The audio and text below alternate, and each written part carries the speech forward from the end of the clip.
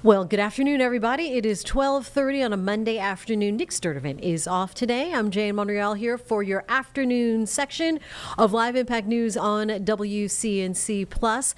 Former Health and Human Services Secretary Becerra is conducting a virtual event right now. It started about half hour ago, but we'll take this from the beginning and get you caught up. This is on health care cuts. We'll start you out here on WCNC Plus. Recording this call to share it afterwards, and we'll be having Q&A at the end as well, and all this entire call will be on the record. With that, I will go ahead and pass it to former HHS Secretary Javier Becerra. Erica, thank you so much for inviting us to Defend America Action. Thank you for all the work that you're doing to exactly that, defend the American people and our policies and our principles that let us be the nation that leads the world on so many things, but certainly on healthcare. And so I'm pleased to be here as well as the former Secretary of Health and Human Services, joined by a colleague, Carol Johnson, who was instrumental in making sure that during COVID, Americans had a chance to recover and then flourish and thrive. And so I'm pleased to be here with then Administrator Johnson and certainly with our legislative leaders. Congressman Walkinshaw, congratulations on your victory. Look forward to working with you as you work in Congress, and to our delegates. You have work to do, obviously, in the great Commonwealth of Virginia. Look forward to working with all the delegates who are joining this call. Let me just say right off the bat, and I think Carol will validate this, that there is no place on earth like the Department of Health and Human Services when it comes to making sure that the health of people, the health of Americans, the health of people around the world is protected, and that we take every action possible to keep people not just alive, but thriving. The Department of Health and Human Services has some of the greatest talent, some of the greatest professionals, some of the greatest experience in dealing with crises. Unfortunately, when you don't use that talent, crises do develop. While we dealt with some of the biggest crises in the world during our term under President Biden, and we were able to not only recover, but come out on the better side of things, you know what needs to be done. And what we discovered is that if we are all working together, getting ready, preparing, then responding quickly, that we can tackle these crises that are naturally caused by disease, that are coming at us by viruses like COVID or Ebola or avian flu. The good thing is that we've got the talent to keep Americans safe and healthy and alive if you use them. And unfortunately, what we are finding that today, it's not the nature-caused crises that are infecting America's health. It's the man-made crises that are infecting America's health.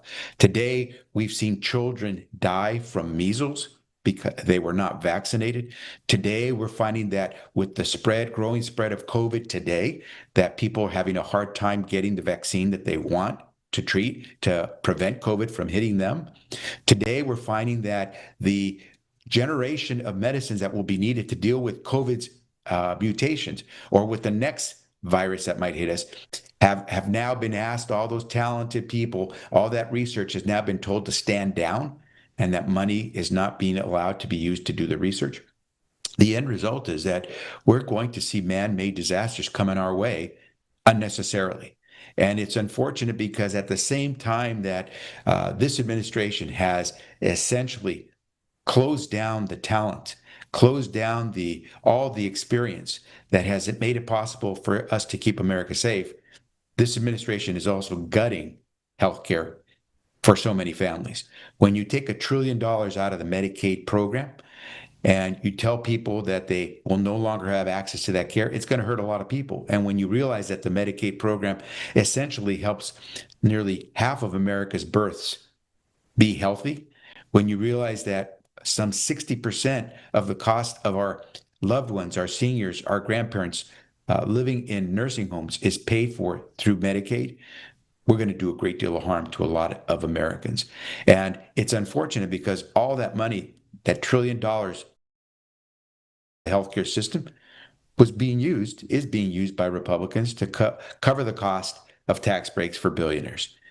So here you see the clear choice that we have: either protect our America's health or protect the wealth and shelter that of wealthy billionaires. And the choice was made by too many in Congress and this president to choose billionaires. At the same time that this administration is standing down the great tools that we have at the Department of Health and Human Services. It's a prescription for a man-made disaster. And we thank those who are fighting against that as we speak. And I know in this Commonwealth of Virginia, there are people who are championing the cause of healthcare for all Virginians. And I appreciate what they're doing, but we got to fight because we can see what's coming around the corner. It's not a natural disaster, it's a man-made disaster. And it's time for us to fight, not give up, and make sure we keep America healthy and strong for our kids into the future. So I'm pleased to join. Look forward to any questions. I'll turn it back over to you, Ro. Secretary Becerra. And with that, we will go to former Health Resources and Services Administrator Carol Johnson. Thank you, Ro, and the team for hosting today's call. And it's an honor to be back on a call with Secretary Becerra. We did much work together. I wish it was under better circumstances, but I appreciate the opportunity to see you and our legislative colleagues both in the Congress and in the House of Delegates. My name is Carol Johnson. I was the administrator of the Health Resources and Services Administration, the federal agency that's really charged with helping to expand access to health care in historically underserved communities, including rural areas. And it was our job to really lead that charge. As the secretary mentioned, our work and the folks who do that work, many of them Virginia residents, have been laid off or riffed in the last several months. There's been a 30% reduction in the staff at HRSA that was already lean and mean doing this critical work. And so as we go into this challenge when healthcare dollars are disappearing from communities across the country, the people, the experts who were there to help make sure that communities knew how to stretch the dollars they did have are no longer there as well either. I will start by talking a little bit about what's really happening on the ground and what's likely to happen on the ground. At HRSA, we were the home of the Federal Office of Rural Health Policy, and we were also the home of critical services delivered in rural and urban communities that are historically underserved, like federally qualified health centers, like Ryan White HIV care services, and investments in training the next generation of the healthcare workforce. So when Congress and the president and this administration took nearly $1 billion out of the Medicaid program and are now debating whether or not they're going to extend critical credits that make health insurance possible and affordable for small businesses, for kids aging off their parents' health insurance, for those older adults who are nearing Medicare retirement age. All of those folks are about to lose those enhanced tax credits that make their health insurance affordable. So when you take nearly $1 billion out of the Medicaid system and see a whole host of other people lose their insurance coverage from the marketplace, what you see is devastation for the healthcare provider community that depends on those resources to be able to sustain their services. And so you've seen the projections, right, of hundreds of rural hospitals at risk of closure. You will hear a lot about the $50 billion rural funds that Congress created as sort of a political solution to solving the problem of trying to get this bill passed. That application was released this morning. That is a Band-Aid. That is temporary money, only available for 5 years. And CMS made clear this morning, if you're not spending it fast enough in the way they want, they're going to come take it back from you. And then it's creating this huge cliff in 5 years, just as all of this $1 trillion worth of Medicaid cuts are ramping up. So the 10-year projection number that we've all seen for what's going to happen to rural hospitals is something like $140 billion in cuts. And so clearly this rural fund is not going to solve that problem. And we are going to see rural hospitals cut service lines, lay off staff, potentially close. We already see hospitals saying they're not going to do planned expansions. They're going to reevaluate service lines that they were otherwise intending to expand. And so, that means that less services are going to be available in rural communities. And that doesn't just impact people who receive Medicaid benefits. You know, my older in-laws used to live in a rural community with a critical access hospital. If that critical access hospital closed, they were going to have to move. They probably couldn't have moved there to start with, because if there isn't healthcare services in the community, then the whole rural community suffers. And that rural hospital depends on Medicaid to make their business run. And the other thing that I think is a little bit overlooked in the short term here is, as rural hospitals are quickly trying to evaluate how they're going to manage through this terrible funding challenge that they're facing, it's that much harder to recruit providers to come practice in rural communities.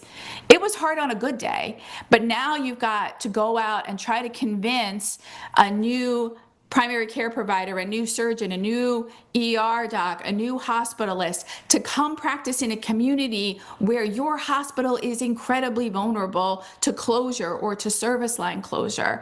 And so the effects are happening now. While we hear people on the Hill saying, you know, maybe we'll have a chance to revisit some of this. Maybe we could do some things before all these cuts kick in. That doesn't align with what's happening on the ground now, which is healthcare facilities and clinics are deciding today about how they're going to try their best to weather this storm, and maybe not, but do their best to try to hold on as long as possible in rural communities. And decisions are being made about what services are going to be provided based on that. I also will note, while there's been a lot of attention on rural hospitals, safety net hospitals in large urban areas are often your level 1 trauma center in your community. We all depend on those facilities for the acute care that's needed if someone's in a car crash, if there is some kind of other acute incident. And those facilities are incredibly dependent on Medicaid resources. Again, we're going to see a constriction of services and access, because you cannot take $1 trillion, nearly $1 trillion out of the Medicaid program and think it's not going to impact every single one of us. So thank you to all of my colleagues on this call for lifting up and drawing attention to this moment and the challenge that this means for communities across Virginia and across the country. Back to you, Ro. Thank you. Thank you, Administrator Johnson. And with that, we will go to very newly sworn in Representative James Walkinshaw from Virginia's 11th District. Well, thank you, and thank you to Defend America Action. It's a great honor to be here with you all to talk about this very important topic. And I was Congressman Jerry Connolly's chief of staff for 11 years, starting in 2009. Congressman Becerra was there at the time, and we fought very, very hard to pass the Affordable Care Act to increase access to affordable health care across this country. And that's one of the reasons I am so outraged and disturbed at what has taken place in Washington and what's taken place now. You know, we are barreling toward a shutdown, a Trump shutdown later this month, in large part because Trump has instructed congressional Republicans not to negotiate with Democrats at all, not to work in a bipartisan way. And what we as House Democrats have been asking for is just a conversation, a negotiation about the American people's need to have access to high quality, affordable health care, a conversation and a negotiation about preventing the devastating cuts that are headed our way. And those are cuts that will have a very real and tangible impact here in the Commonwealth of Virginia. We have two great delegates here who I know are going to speak to that, but we know based on analysis from the Kaiser Family Foundation and the Congressional Budget Office that 300 to 350,000 Virginians are projected to lose their Medicaid coverage because of the cuts. Here in the 11th District in Northern Virginia, there are 68,000 individuals on Medicaid currently, about 9% of our population, which sometimes surprises folks because despite our relative affluence in Northern Virginia, there are still a lot of folks working very hard every day to make ends meet, and these cuts will hit them very, very hard. Of those 68,000, 37,000 are children, and 10,000 are seniors right here in the 11th District who are on Medicaid. We also know that the kind of other freight train that's coming at us are the cuts to ACA subsidies and the skyrocketing Affordable Care Act subsidies that we will see if Congress doesn't act. And in 2024, here in the 11th District, there were 36,000 people who were enrolled in ACA Marketplace health insurance coverage. That's an increase since 2020 by 4,100 people. So a lot of folks in our community have been benefiting by the increased ACA subsidies. And if Congress doesn't act, their premiums will go up by $1,770 just this year, a 68% increase just this year. So those cuts will be devastating to thousands of families in the community that I represent. We know that our health systems are ringing the alarm about that. Inova Health System, the largest health system here in Fairfax, has warned that. You have been watching a virtual event from former Secretary of Health and Human Services, Xavier Becerra. We're going to take a 2-minute break here. Back with more, and you saw a live picture there of a possible shooting reported in Minneapolis. We are gathering details here on Live Impact News on WCNC Plus. We'll be right back.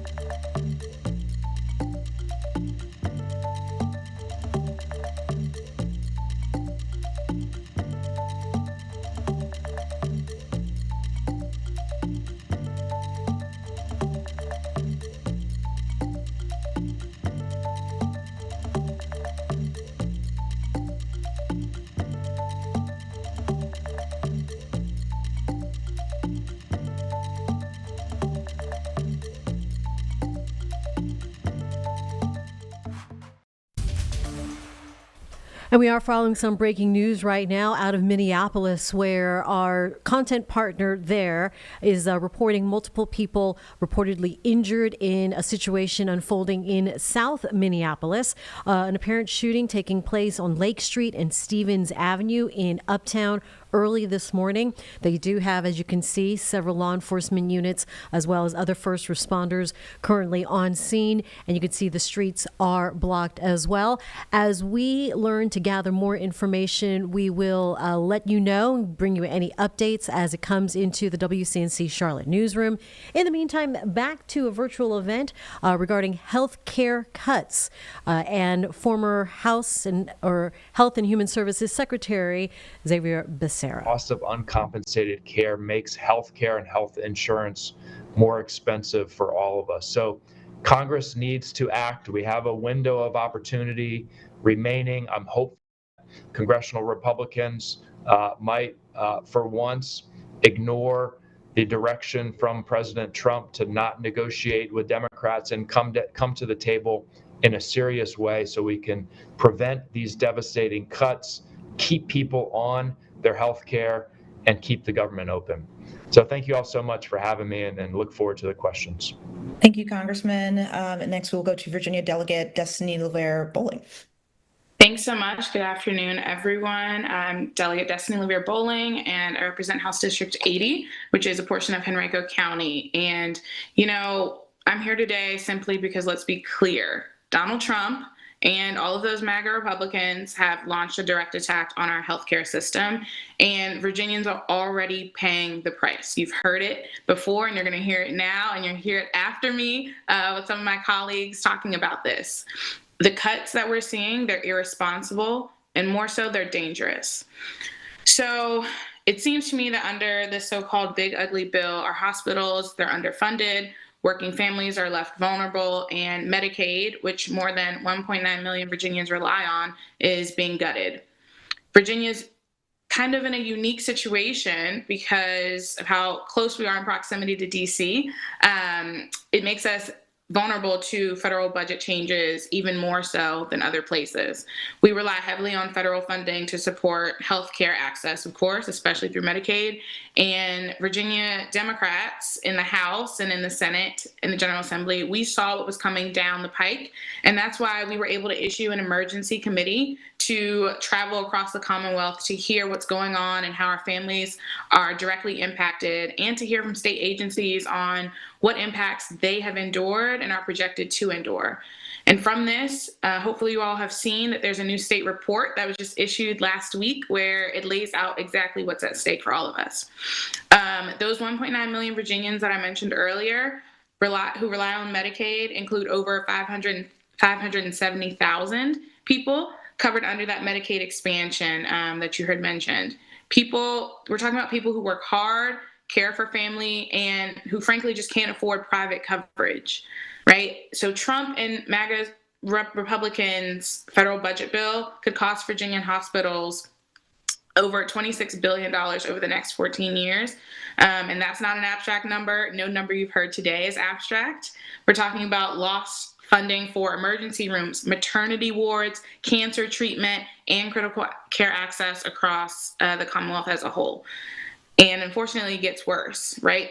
This piece of legislation that we're talking about today, hospitals across Virginia are bracing for more than a $2 billion annual loss. And why? Well, it's because it's simple, right? Trump plans cap Medicaid payments, they slash state-directed funding, and it introduces red tape that makes it harder for people to stay covered. And that's all fine and all good talking points to say, but what does that really mean on the ground, right? In rural communities like Emporia and in South Hill, hospitals like Southern Virginia Regional Medical Center and VCU Health Community Memorial Hospital, they're already considered at immediate risk of closure because of this legislation. And that's not. And we are going to go to our content partner now in Minneapolis. This is CARE. They are reporting live. Let's go ahead and listen in on Live Impact News on WCNC Plus on that shooting near Minneapolis. Right now, all we know is that it came in as a reported shooting. We just arrived on scene about 5 minutes ago, and we are right near the corner of East Lake Street and Stevens Avenue, right next to the transit station. And I'm going to show you on my camera here what we're looking at right now. This is the scene. So right off of Stevens Avenue is where all of the police activity is, where everything is sectioned off right now. And this is where most of the police have been. I did speak to people in the area. A lot of people were just showing up and didn't have much information. I did talk to one gentleman. He didn't want to go on camera, but he told me he heard the shooting and he just started running and said he almost got hit. He was obviously very shooken up about this. As we were driving on 35W, the Lake Street exit is closed off right now, so we went around the other area, but a lot of people right now are just kind of outside watching in the area. Not a lot of people in the transit section, but again, we are just waiting to find out more information. Again, right now, all we know is a reported shooting. Morgan. And Heidi, you and I, we frequent Lake Street a lot. We cover a lot of stories in South Minneapolis, of course. Heidi, that is a very busy area. Can you just elaborate a little bit more for people that are joining us right now of what's in that area on Lake Street? Yeah, it's incredibly busy area. There are a lot of businesses around this area on Lake Street, and as I mentioned, there's the transit station right here with the light rail and the buses as well. A lot of people frequent, and just a couple weeks ago, I actually covered not far from here a hit and run that had happened. A lot of tragedies have happened in this area in recent weeks, and so everyone's very shooken up, as you can imagine. But yeah, there's a lot of businesses, restaurants, beauty salons, cafes, all stretching along Lake Street here. All right, Heidi, we'll let you go so you can keep gathering some more information for us. Thanks for checking in. As you heard it there, Lake Street, this is a very busy area, really highly trafficked, one of the main thoroughways too for cars driving through, so that is going to cause some traffic issues in the area with those closures on the roads. Again, 35W, if you are looking to get off on that exit ramp, that is closed for the time being. We don't know how long it will be closed, and we are waiting to find out more information on this reported shooting. So as you just saw there, Heidi Wigdahl is standing by waiting to hear from police. As soon as we get some more information, we will bring it to you. Please stay with us. We have our KARE 11 news at noon that's about to start. And we will continue to dip into that live coverage of a shooting reported in South Minneapolis. We're going to go ahead and take our own 2-minute break here on Live Impact News on WCNC+.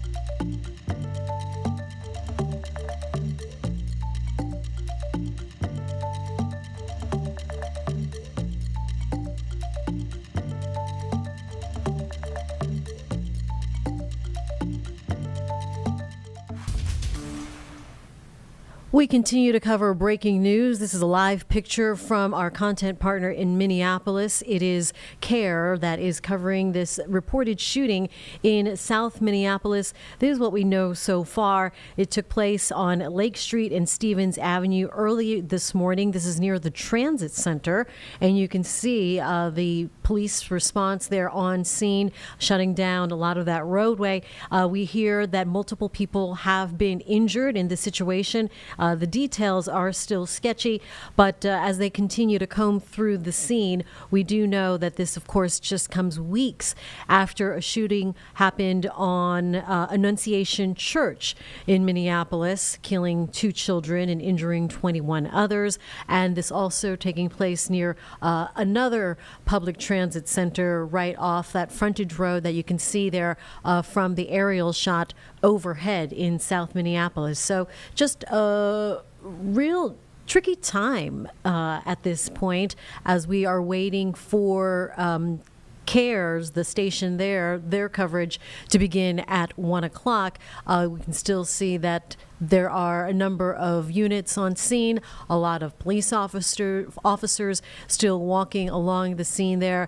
And as we await that midday newscast to start in Minneapolis, we're just bringing you these live pictures now that are available to us here on WCNC Plus.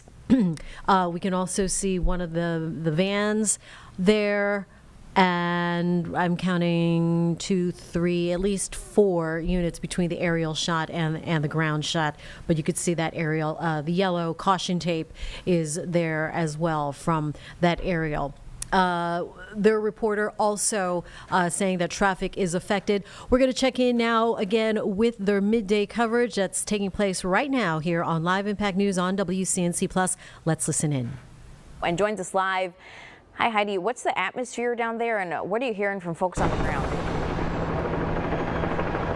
Hi, Cece. Yeah, as you mentioned, we're near the cross-section of East Lake Street and Stevens Avenue near the transit station. We are right off of Stevens Avenue, and this is the scene that you can see behind me where all of the activity is happening. We actually just spoke to a woman who was down here at the time of the shooting, and she said at first they thought they heard fireworks, and all of a sudden realized it was gunfire. She said dozens of shots she heard ring out. She was sitting down with a friend when this happened. They both started running. She saw a car parked on the side, a person with a gun. And as far as the amount of people hit, we don't have a number confirmed, but she said her friend was hit in the head and taken away by an ambulance. And she said another one of her friends was shot in the shin, and she was holding his hand after he was shot. There's a lot of people kind of on the sides. We've seen people, but this immediate area has been cleared out here at the transit station. Obviously, she was very upset when we spoke to her. Was looking to call her mom to tell her that she was fine, but that's as much as we know at this time. Again, police around here, as we were driving on 35W Lake Street, was also closed off, and so we had to kind of drive around to get here. There are people kind of milling about, but for the most part, this area has been cleared out as police investigate this. Cece. Okay, thanks so much, Heidi. Very chaotic way to start the afternoon. We'll check back in with you in a few minutes. Thank you. We'll get back to news in just a minute while our crews gather more information. But first, let's take a look at today's weather. We're seeing some summer-like temperatures. And you are watching live coverage there at the top of the hour out of Minneapolis on breaking news out of shooting in South Minneapolis. Well, right now we want to bring in one of our local, Bria Smith, because we are talking about local news here, and it centers around trying to get a conversation with Mecklenburg County Sheriff's Office, MCSO Sheriff Gary McFadden. We were able to nail down an interview time, and Bria, wow, you spent some time with the sheriff talking to him on several topics. I know one of them, of course, in light of Irina Zarutska's stabbing death on the light rail, that spun a lot of conversation. Where did you start with Sheriff McFadden this morning? Definitely a very lengthy time there, about an hour, where we kind of touched on several different points there.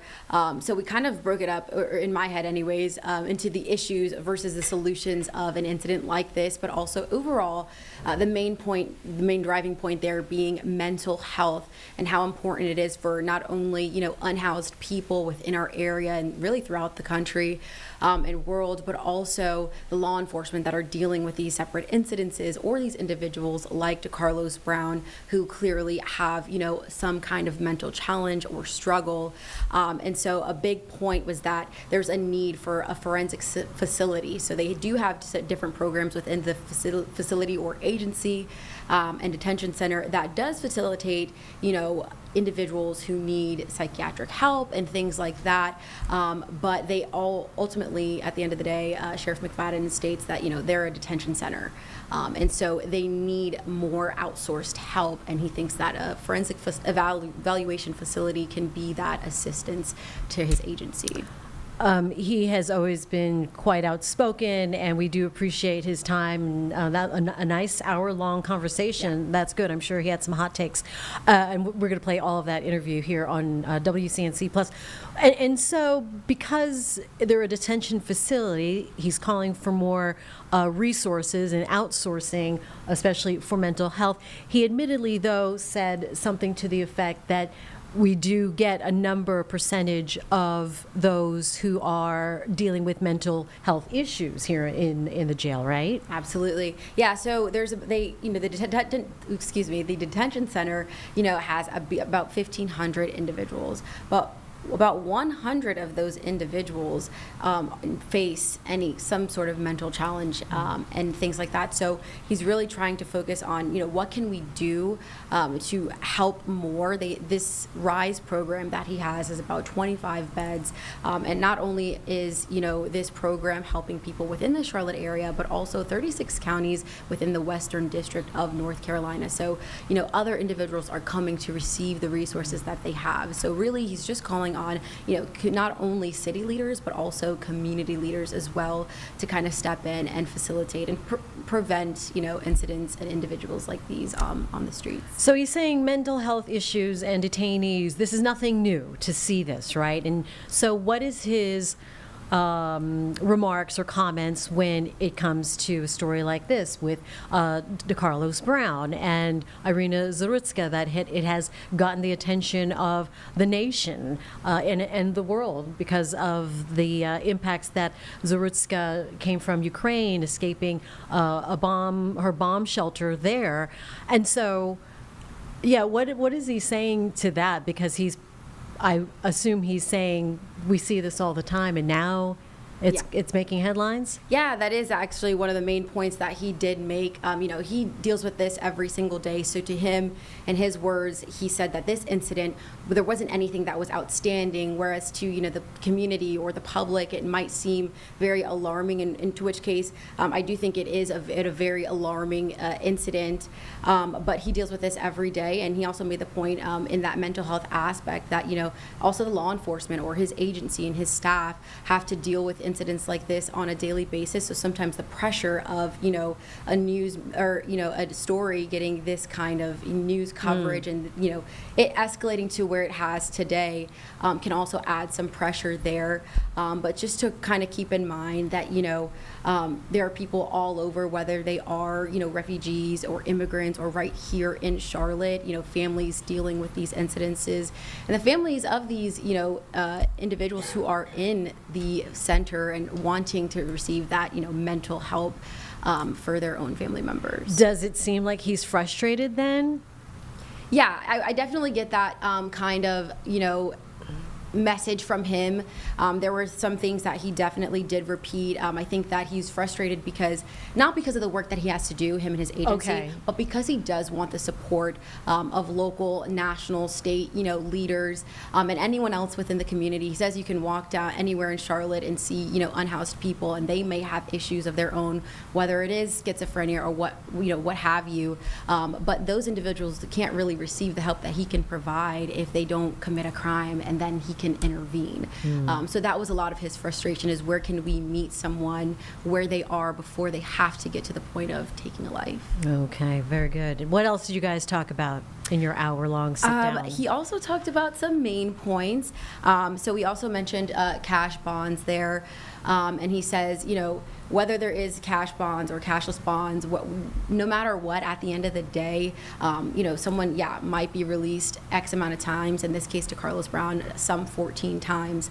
But ultimately, that's not going to change the mindset of someone who is mentally ill, possibly mentally ill. And so just having that intervention, again, he really referred to that forensic evaluation facility that he sees could be some hope within not just Charlotte, but also other cities throughout.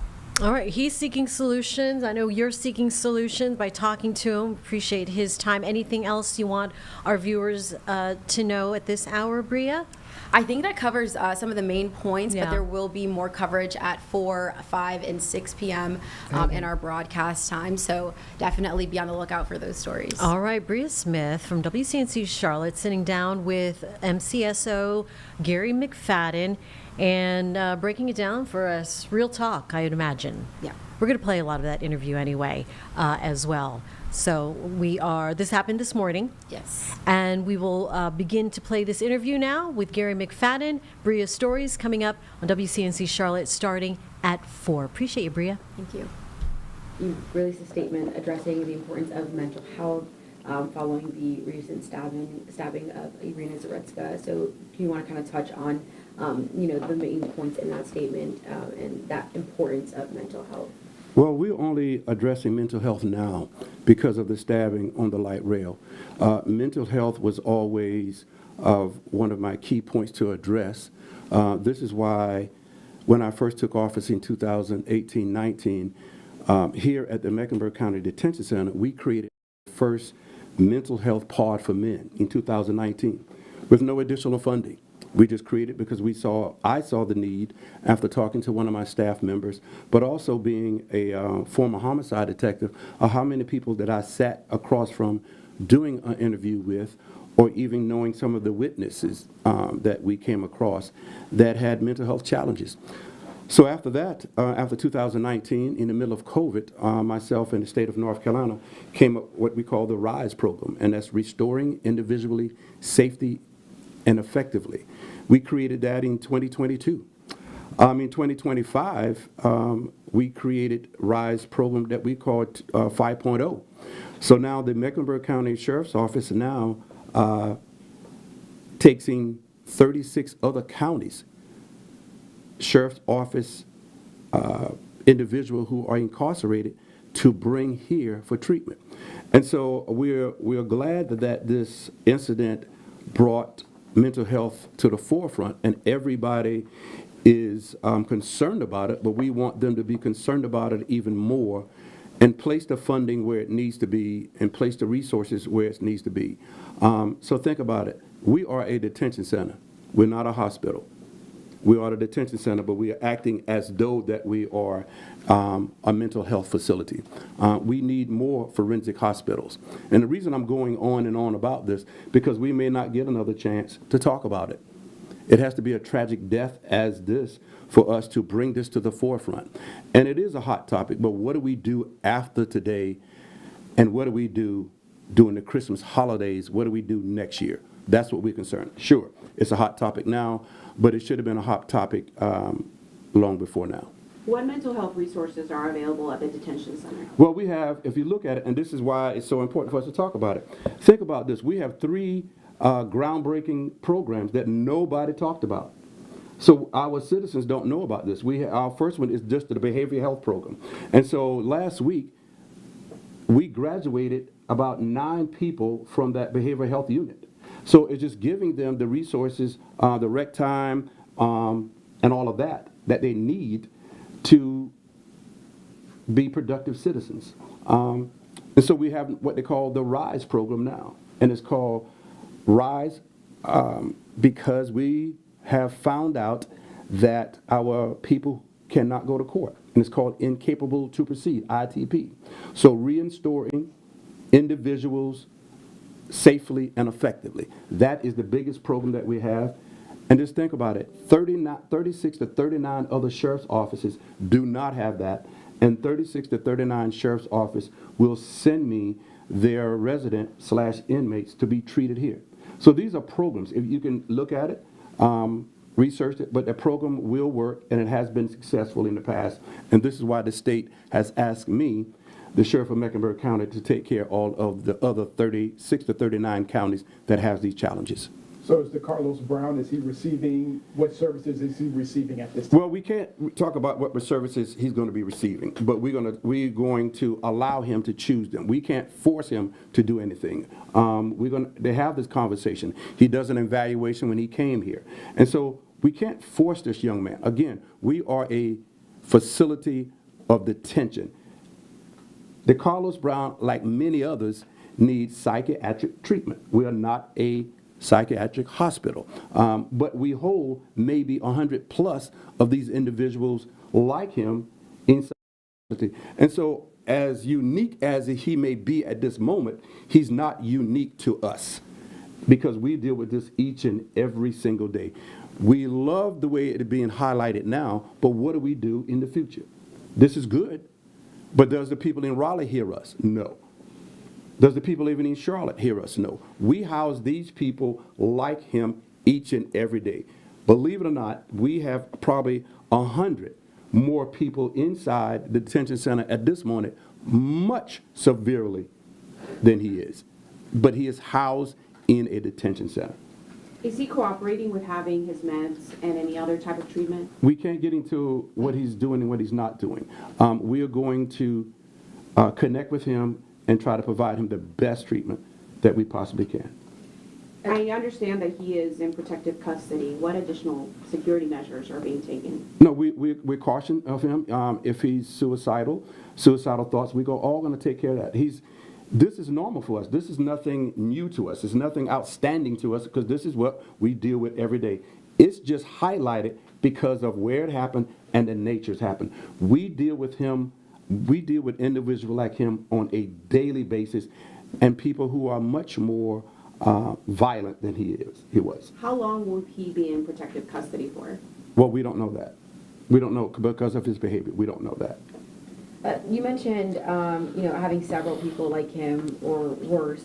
Do you think that there's a need for a larger facility? And do you think that the resources to start at a more juvenile age, if you maybe want to touch on that? Well, let me first say this.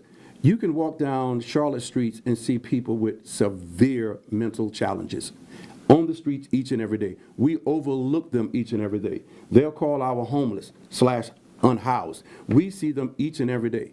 Went to an event the other night, absolutely wonderful event for the Supreme Court Justice. A individual was walking in the street, no shirt, pants on, and you can tell he didn't have any undergarments, no shoes or nothing. That person needs help. We can walk around the streets of Charlotte every single day and see these people. But until they commit a crime and become nationally known, then we want to do something. But what are we going to do after today? We can walk down the street of Charlotte anytime and see people. You can go to any area of the city and see people. You can go to Sugar Creek and see people. You can go downtown and see people. People lie on the street each and every day. There's a young lady just here on our 3rd Street. We know that she has challenges. We can look at her and see she has challenges. Who is going to that person to give them challenges? When we talk about our youth, of course our youth needs it. Why? Because they are subject to community violence each and every day. They are subject to just violence trauma situation each and every day. Why? Because this is the climate and atmosphere that they live in. Well, how can they get better? Well, and we will get right back to the sheriff's and his interview, his raw interview played here in its entirety after this break here on Live Impact News on WCNC Plus.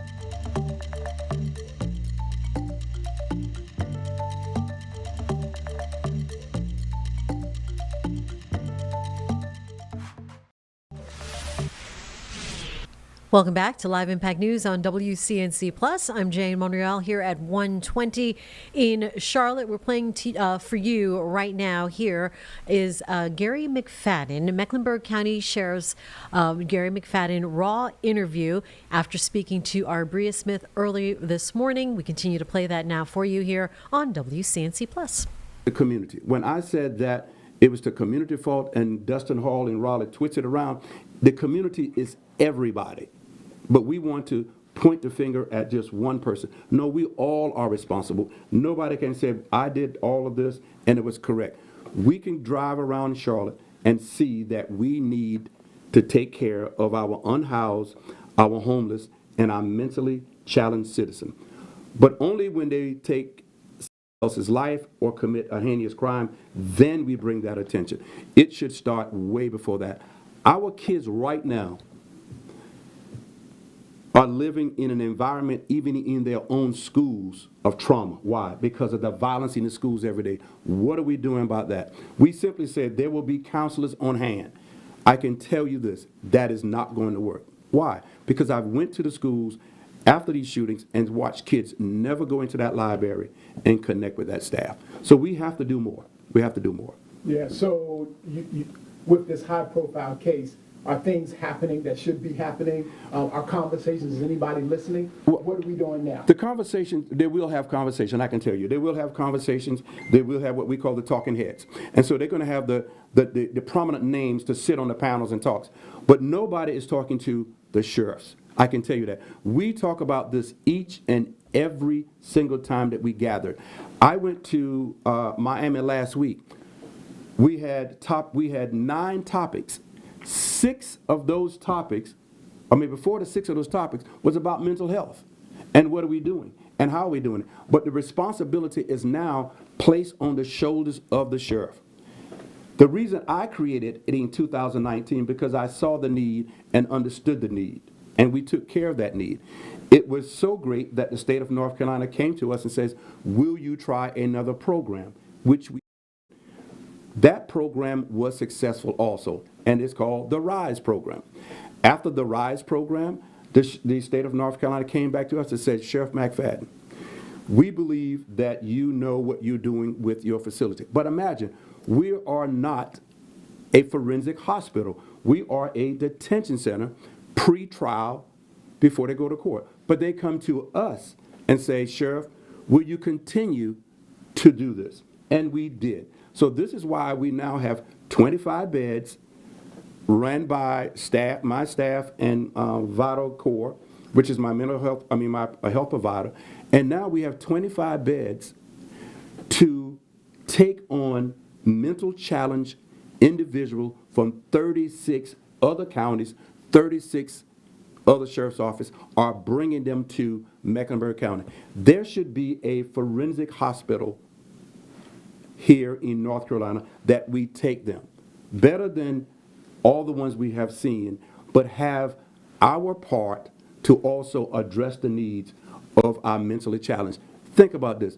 You're talking to a sheriff about mental health and what we are doing.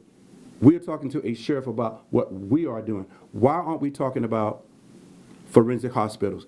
Today, I'm going to leave here and go to what they call a opioid celebration of what we're going to do for treatment. I was looking for that in the 90s because the crack epidemic was even worse than the opioid epidemic here now. But we're now putting the funds and resources only because we titled it different. Opioid versus crack. But how much of funding is going to go into that? And that also brings us to running a medicated assisted treatment program. We're doing that program here. But again, we're talking about a sheriff office, a law enforcement agency doing the work that someone else should be doing. Yeah, you have more residents than beds. So because you had more than 100 and you only have like around 25 or 36 beds. We have 25 beds to be inside this program called the RISE program. Right. But we have 100+ individuals that we deem need more assistance than we can give them. But they are now into the criminal justice system. And so we're waiting for lawyers and the court systems to move forward. We are still a detention center. People don't understand that. We are housing people pre-trial for custody and care before they're proceeding court. But now we are a mental health institution. We also is a job placement institution. When we say, what are you doing? The reason that I'm so concerned about it, we do a lot here that is not produced. We have men and women who leave here that have no outlet, no resources to do anything. So we created a post-release center. People walk in there and get the little help that they need with no appointments. A young man last week gave me encouragement. Sheriff, please do not close this. For 3 days, he sat at a computer. For 3 days. On the third day, he walked out with a job. We provide snacks and a little bit of refreshment for people just to walk off the street. These are things that the sheriff's office is doing. Why aren't these the same things being done in the community? Sure, everybody's pointing at the sheriff's office at this point. Why? Because now he is in our care and custody. And we're going to do everything that we can as a law enforcement sheriff's office to help this individual. Do you think people like the Carlos Brown should remain in the custody of the sheriff, or do you think they should be someplace else? As you talk about hospitals or things. I think people with disorders need to be evaluated, and there need to be a place for them. We are going to take care of him the best way that we can. Again, we are a detention center. Right. We're not a forensic hospital.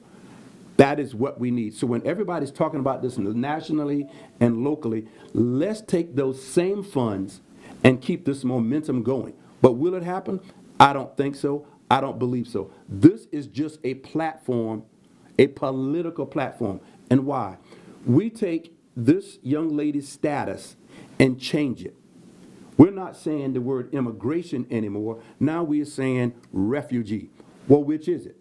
We're saying that she comes from a war-torn country.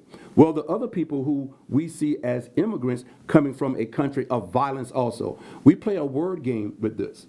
And that's why it's so disappointing to us, because it falls back on our shoulders to try to correct it and try to open your eyes. Immigration or refugee, okay? We're talking about mental health or criminal.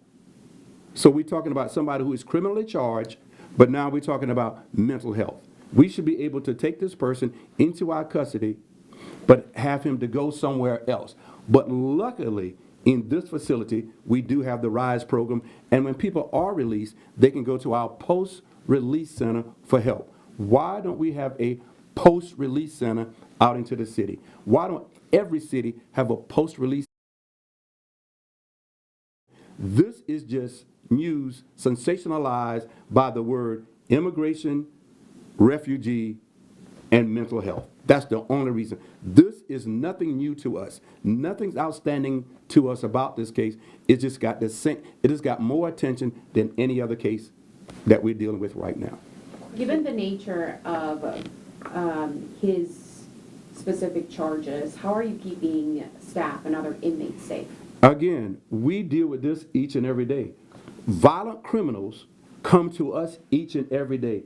We have many people charged with homicides or murders. So this is nothing new to us. You know, it's nothing so outstanding. It's outstanding because it's a news story. We have violent individuals inside of our custody each and every day. We have people who allegedly and have committed murder because they have already been sentenced and waiting to go to Raleigh. So this is nothing new to us. Sure, because of the attention that we are getting from the news heightens the sensation inside the detention center. But this person committed a crime, as they say, allegedly, and we're going to deal with it, and my staff knows it. Only because we have heightened it through the media that it gets extra attention. We deal with people like this each and every day in our facility. Can you give some examples then of how you're keeping staff and other inmates safe? No, our staff is trained to do this. We are saying, when our staff comes on, we know we're going to be dealing with people who have raped, shot and killed people, and murdered people. So, of course, because we have, since the media has brought this to attention, it even heightens the individual that we call residents and inmates to look at him. But people come inside this detention center every day charged with murder, charged with rape, charged with robbery.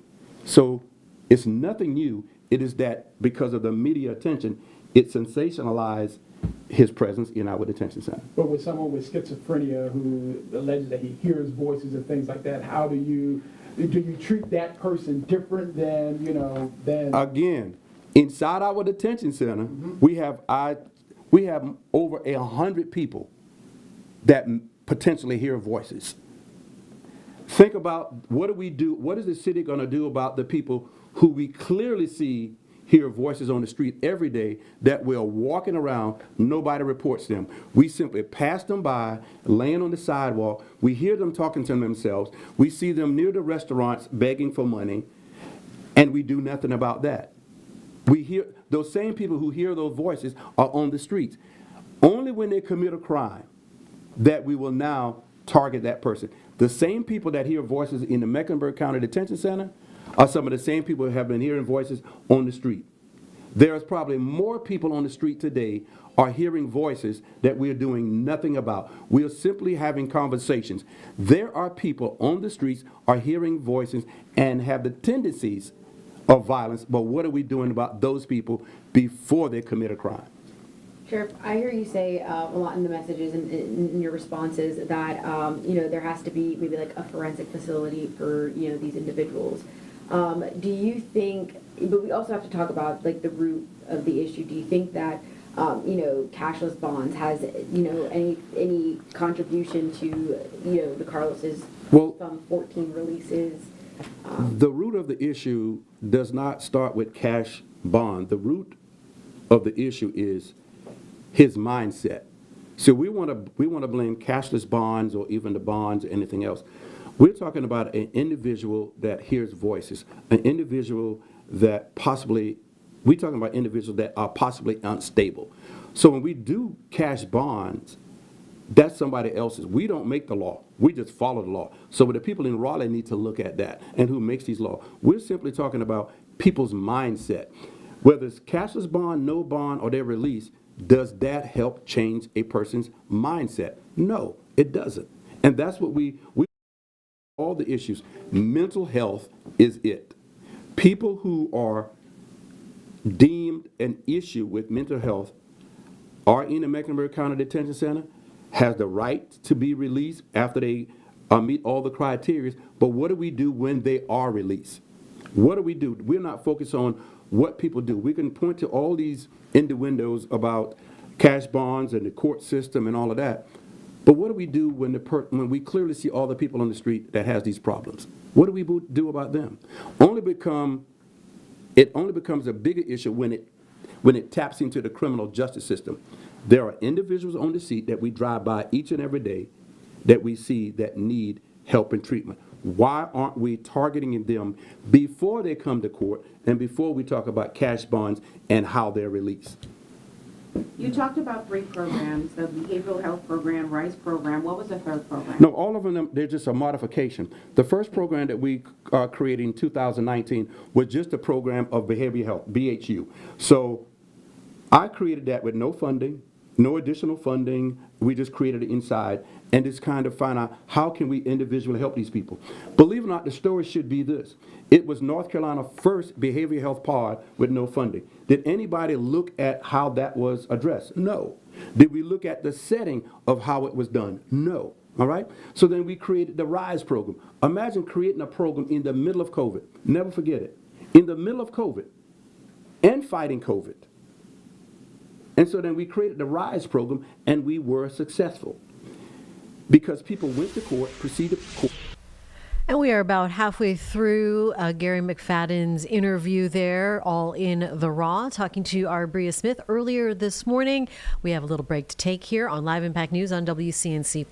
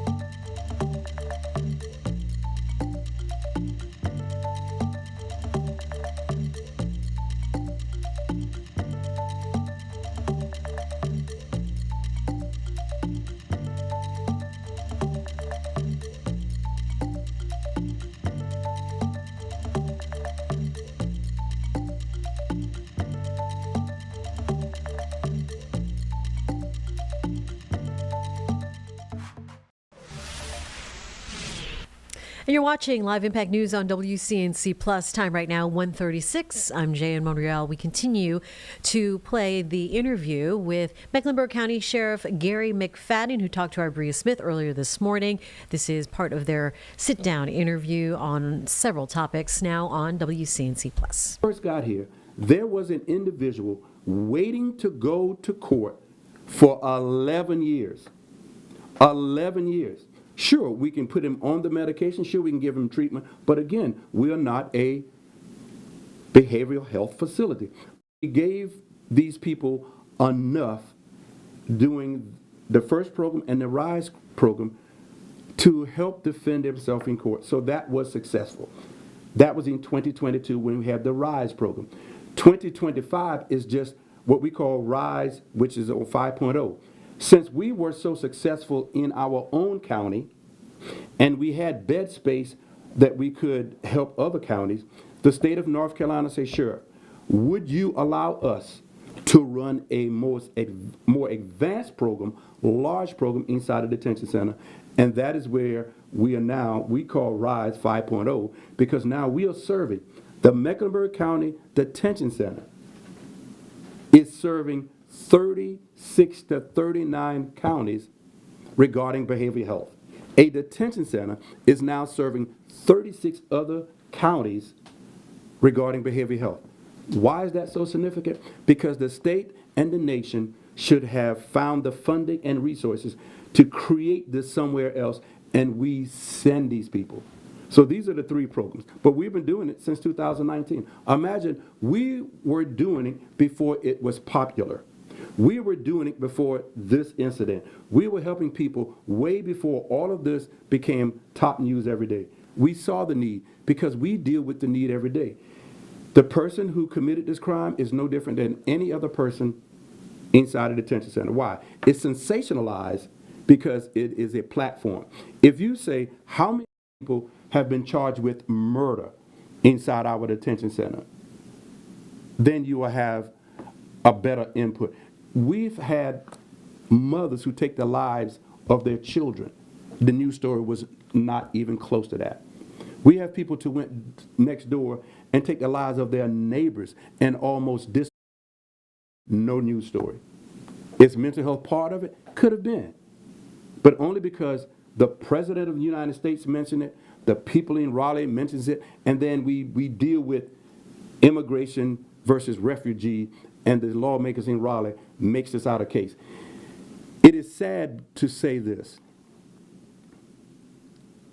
We probably disrespected mothers and families who have lost loved ones to violence at a greater extent than this. And what are we saying? Because it's the same thing. It's no greater, it's the same thing. A family lost a young lady, it was a violent confrontation, but look how we sensationalize that. And mothers are saying to themselves now, why hasn't my daughter got that attention? Why hasn't my son got that attention? Why? Because we get to hear it. And I heard it when I was a homicide detective, the same thing. Why is this so more important? Why is that not so important? Why don't we talk about this? Because the president said it, the people in Raleigh said it, and it has the great platform. Immigrant, no, we're going to call it refugee. Person with a violent past, 1 or 2 times, yes. Are we talking about the criminal justice system? Yes. Why don't we focus on the people who potentially may do the same things who are laying on our streets in Charlotte? That should be, how do we prevent this? How do we prevent the children? How do we prevent all of this? Why don't we talk about that? How do we prevent the people on the street that still have the potential of this young man? But we won't. We're going to sensationalize this. So are you saying the system is failing those people who are walking the street? Well, the system haven't noticed those people walking the street. We see them. I can drive you anywhere in Charlotte today and point out people who may be in a crisis. But what do we do about it? We simply drive by them. Yesterday was Sunday. I guarantee you this. We drive by many people going to church. And we praise God and we said that, you're blessed. But do we bless the children on the streets who need help? No. We simply drive by them until a crime is committed, and then we sensationalize it. And then we allow the media on national to sensationalize it so we feed off of it. This is not the last time. And why do I say this? Because I have been doing this job 44 years. I have been doing homicides for 22 years. Nothing is new about this. When we say, what are we doing differently? We're going to treat everybody with dignity and respect and humanity inside our detention center. Yes, because the media sensationalized that, we have to look at him a little differently, but he goes through the same treatment that everybody else is getting. This is just sensationalized because we have the words criminal justice, mental health, immigration, and refugee. I'm still going to say immigration and refugee because that is a whole different topic. Because the people who were talking about immigrants and degrading them and saying everything now has reclassified the word as refugee for their advantage and for their platform. Why? I know with the criminal justice, you're innocent until proven guilty. So I just want to know, with the Carlos Brown, does he still have rights, or does someone supposed to come and assign him to make sure he's, getting treatment and everything that he? Mr. Brown still have his rights. He will have an attorney, public defender. Public defender is just an attorney, just working for the public defender's office. So he will go through the same thing. And see, this is why I'm saying, for the criminal justice system, for the detention center, the public defender's office, and the district attorney's office, we see hundreds of these cases every day. Yeah. Because it's sensationalized and because it has the media attention, sure, we have to be careful of what we say and what we do. But it's no different. Again, it is a disjustice to a lot of mothers and families the way that we are classifying this, because their families want the same justice. Yeah. But I'm saying that since he does have a since he has the public defender, can the public defender come and say, hey, he needs to take his medicine, someone needs to talk to him? Does that type of stuff happen for people like the Carlos Brown and for the other people you have? We, with the criminal justice system, the district attorney's office and the public defender's office, he will go through the same thing that everybody else does. His attorney will fight for him to getting evaluated, medication, and he'll have his visits. So, like I said, it is no different. It has to be different the way they approach it now because of the sensitivity that we have created. But his attorney and this attorney would do their same job. I have the ultimate confidence in our public defender's office. We worked with them for over 40 years. I know what they're going to do. I know what district attorney Spencer Merriweather is going to do. We haven't had a call among us about what we need to do, because this is no different than any other case. It's only different because we have now put the word of mental health, bond referendum, immigration, and refugee. That's the only reason that it got this much attention. We will do what we have been doing systematically through the system. Yeah, and the ball is in whose court now to make some changes? Well, the ball is in the people in Raleigh. If you believe people in Raleigh, and the ball is in that office in D.C. If you believe that this is wrong, provide the funding. Believe it or not, funding was cut for certain things like this. Grassroots organization that help the people on the street. Not so much with housing, not so much with food, not so much with mental health, but just general help. So we are cutting, even with the county, we have cut funding from these organizations that would help a lot of these people at least to be on their feet and maybe bring the attention that this person needs our help. I can tell you, I get emails from families every single week about mental health. I have 2 families today call me and said, please provide my loved one some help. They are inside your detention center.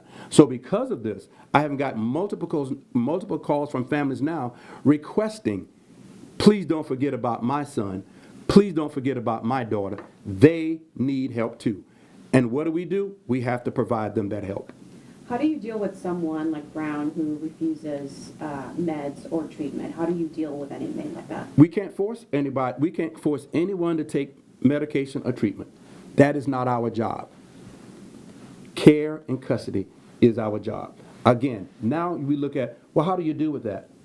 An attorney or lawyers need to say, I need to have this person placed in another facility to get the treatment that he needs. Sure, our staff can have conversations. Sure, our staff can give treatment, but we can't force anybody to do anything. And those conversations haven't happened to move him to another facility? No, not to my knowledge. Well, how do we get the people, what do we say about the people? I'm going back to the streets.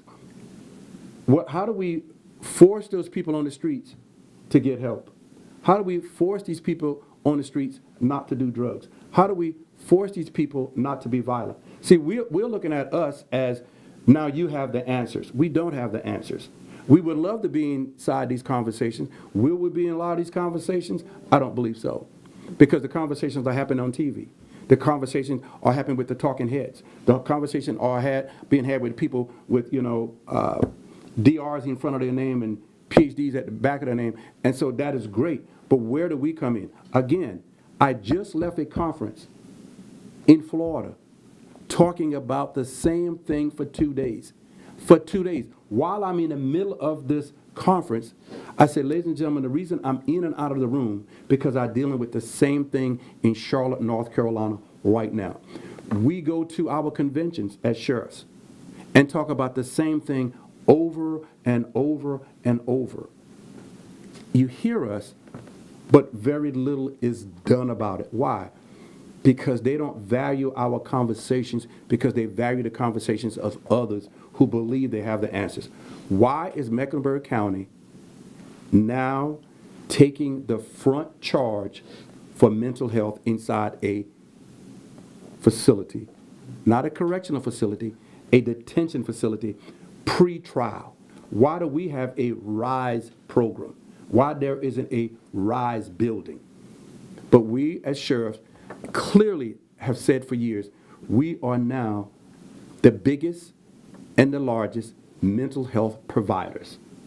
That's insane. Is DeCarlos Brown in a cell by himself, or he's main population? We have what they call single cells. So we don't have a population where everybody is out. And that's what we're asking people to do.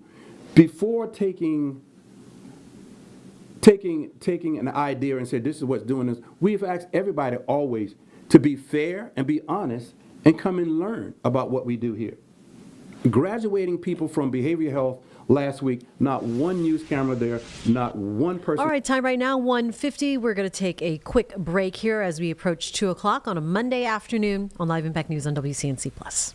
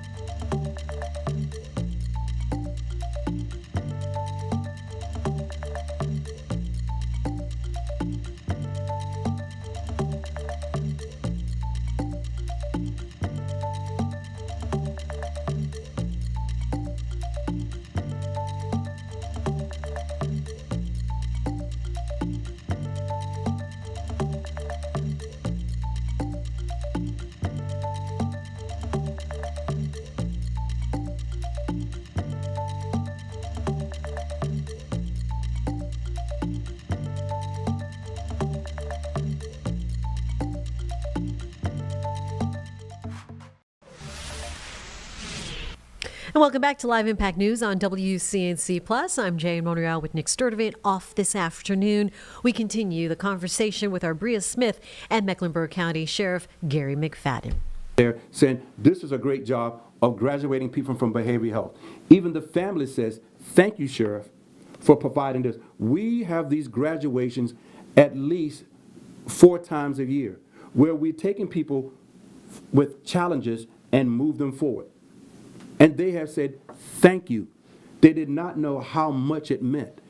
We get criticized for the recording studio.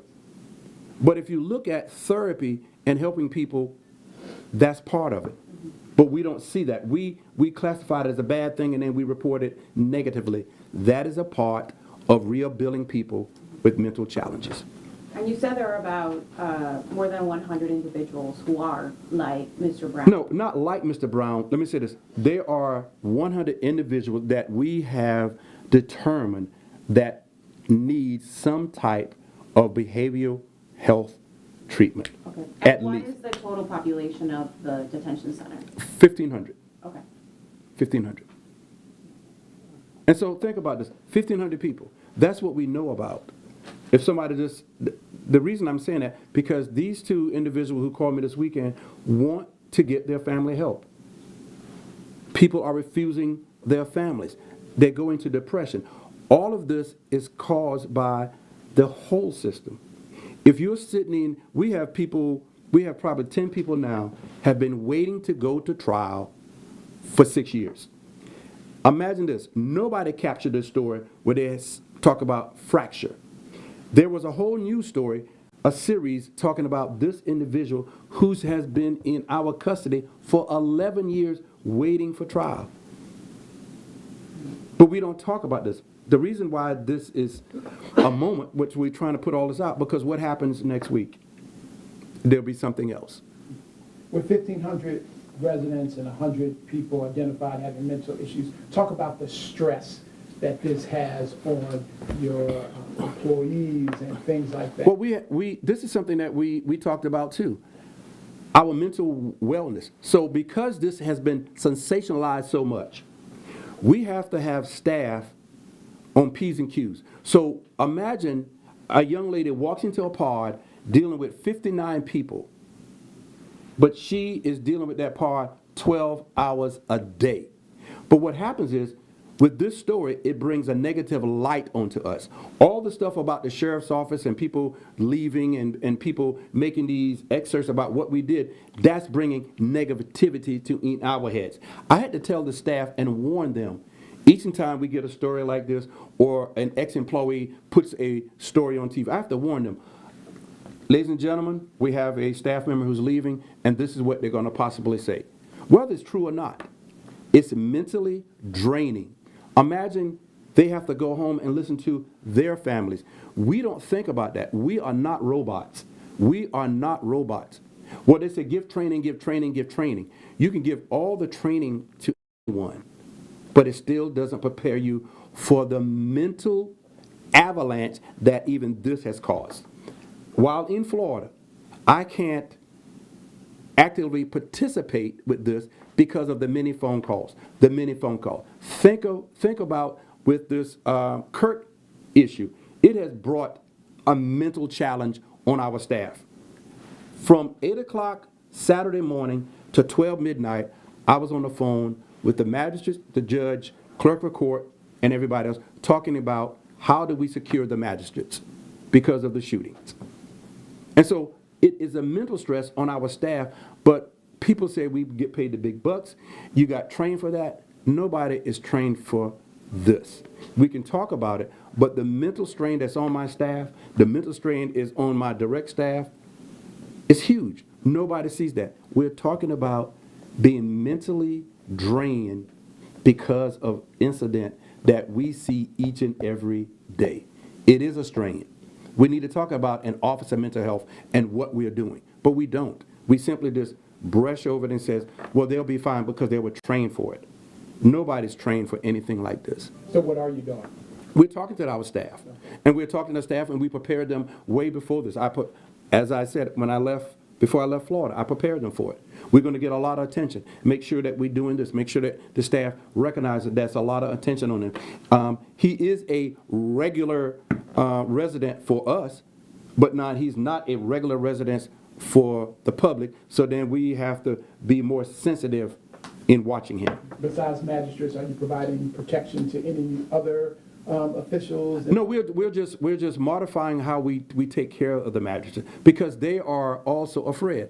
If you think about this, the Kirk shooting has traumatized America, and now we have discussions of whether it's hate or patriotism. We're not talking about how this is. You know, I had to look yesterday. I'm driving down, and now I'm looking for how many flags are being lowered. When I drive by Chick-fil-A yesterday, the flag is lowered. What does that mean? The NFL had games yesterday. What do they talk about? Well, are we going to celebrate Charlie Kirk, or are we aren't going to celebrate Charlie Kirk?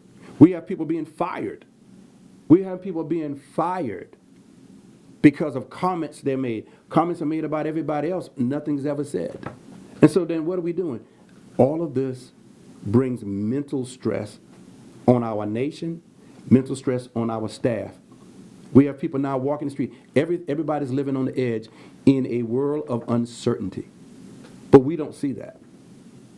The conversations I've had, one of the biggest conversations I've had besides mental health, we are now classifying this young lady as a refugee. Why aren't those who talked about immigration say the same thing about her? I don't have that answer.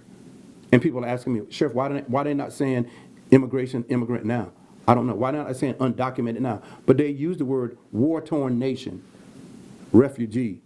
We should use the same thing for immigration. Do you have any response to the wrongful termination lawsuit Dr. Risky filed against you? That's her right. That's her right. I don't have that privilege to speak openly about it. I don't have that privilege that all of these people had. I wish I had. And they clearly know I don't. She has that right. I wish her well. And just elaborate on the magistrates. What were you talking about, their security? Their safety, because of the heightened situation about, it's the magistrate's fault for letting him out. It's the magistrate's fault for releasing him. Mr. Brown out? Yes. Okay. It's the magistrate's fault. So then what happens is you sensationalize it by doing it, and then all of a sudden now they're scared. But with the Charlie Kirk, it makes it even worse. Sorry. Yeah. But there are no other elected leaders. Everybody's scared. Yeah, okay. Because, let me say this, everybody is on edge. Why? Because as elected officials, including myself, we have very few times that we can express our concerns. You know, what's against us. You know, you have to think about it. So I have to deal with, as you said, the lawsuits. We have to deal with just the regular everyday stuff. Nobody's talking about how many people being evicted out of their home today. We evict 200 people out of their homes every single week. Nobody talks about that. Is that mental stress? That's mental anguish? Why does the person rob the store? Maybe he wants to feed his kids. Or, well, he should have get a job. Well, does he have the ability to get a job? All of these things that we talk about, but we don't dig deep enough in it to help solve it. Great leaders solve problems. Great leaders solve problems. Greater leaders solve the problem that caused the problems. We just want to be greater leaders. But we have to deal with so many different things at one time. As you say, I have to deal with the comments in the media. Totally unfair. Absolutely betrayed. Disloyalty to the utmost. But I can't say what the conversation I had with any of them. Imagine holding that in. Imagine holding how many conversations have I had here with these people. I give them jobs. I allow them to work. I give them grace. But I can't say anything. Then we're talking about immigration. Can't say anything. And we've never talked about our personal life, of how many law officers who lose their life. We're not talking about the Cornelius officer that lost his life the other day. We're not talking about him. We're not talking about the person who lost their life in Atlanta. We're not talking about them. We're not even talking about my detention officer who lost his life. We don't even know his name. But we have to deal with that all in this side, the agency. And I still have to lead this agency, which I'm happy to do each and every day. Because for me, I prepared for all of this because it's nothing new to me. It's the same thing, it's the same click, it's the same sensationalized media that we always get. We can't talk about the lawsuits, but I have to deal with that privately and personally with my staff. People say things that hurt them. This, most of the time, and see what happens with this for the very first time, it affected my family. It affected my family. Why? Because my wife, for the first time, I allowed her to invest into the future of this agency. All right, folks, pivoting away from this for just a moment, we're going to take a quick break. On the other side here on Live Impact News, we are set to speak with our Jesse Pierre, who is in the field tonight working on a story for us regarding the continued calls for safety on public transit. We have a Mecklenburg County State Representative who is speaking today, Laura Budd, and she's talking about some of her ideas for keeping folks safe. Of course, this is coming in the wake of that deadly light rail stabbing. We'll be right back once again. 2 minutes. We'll see you soon, folks.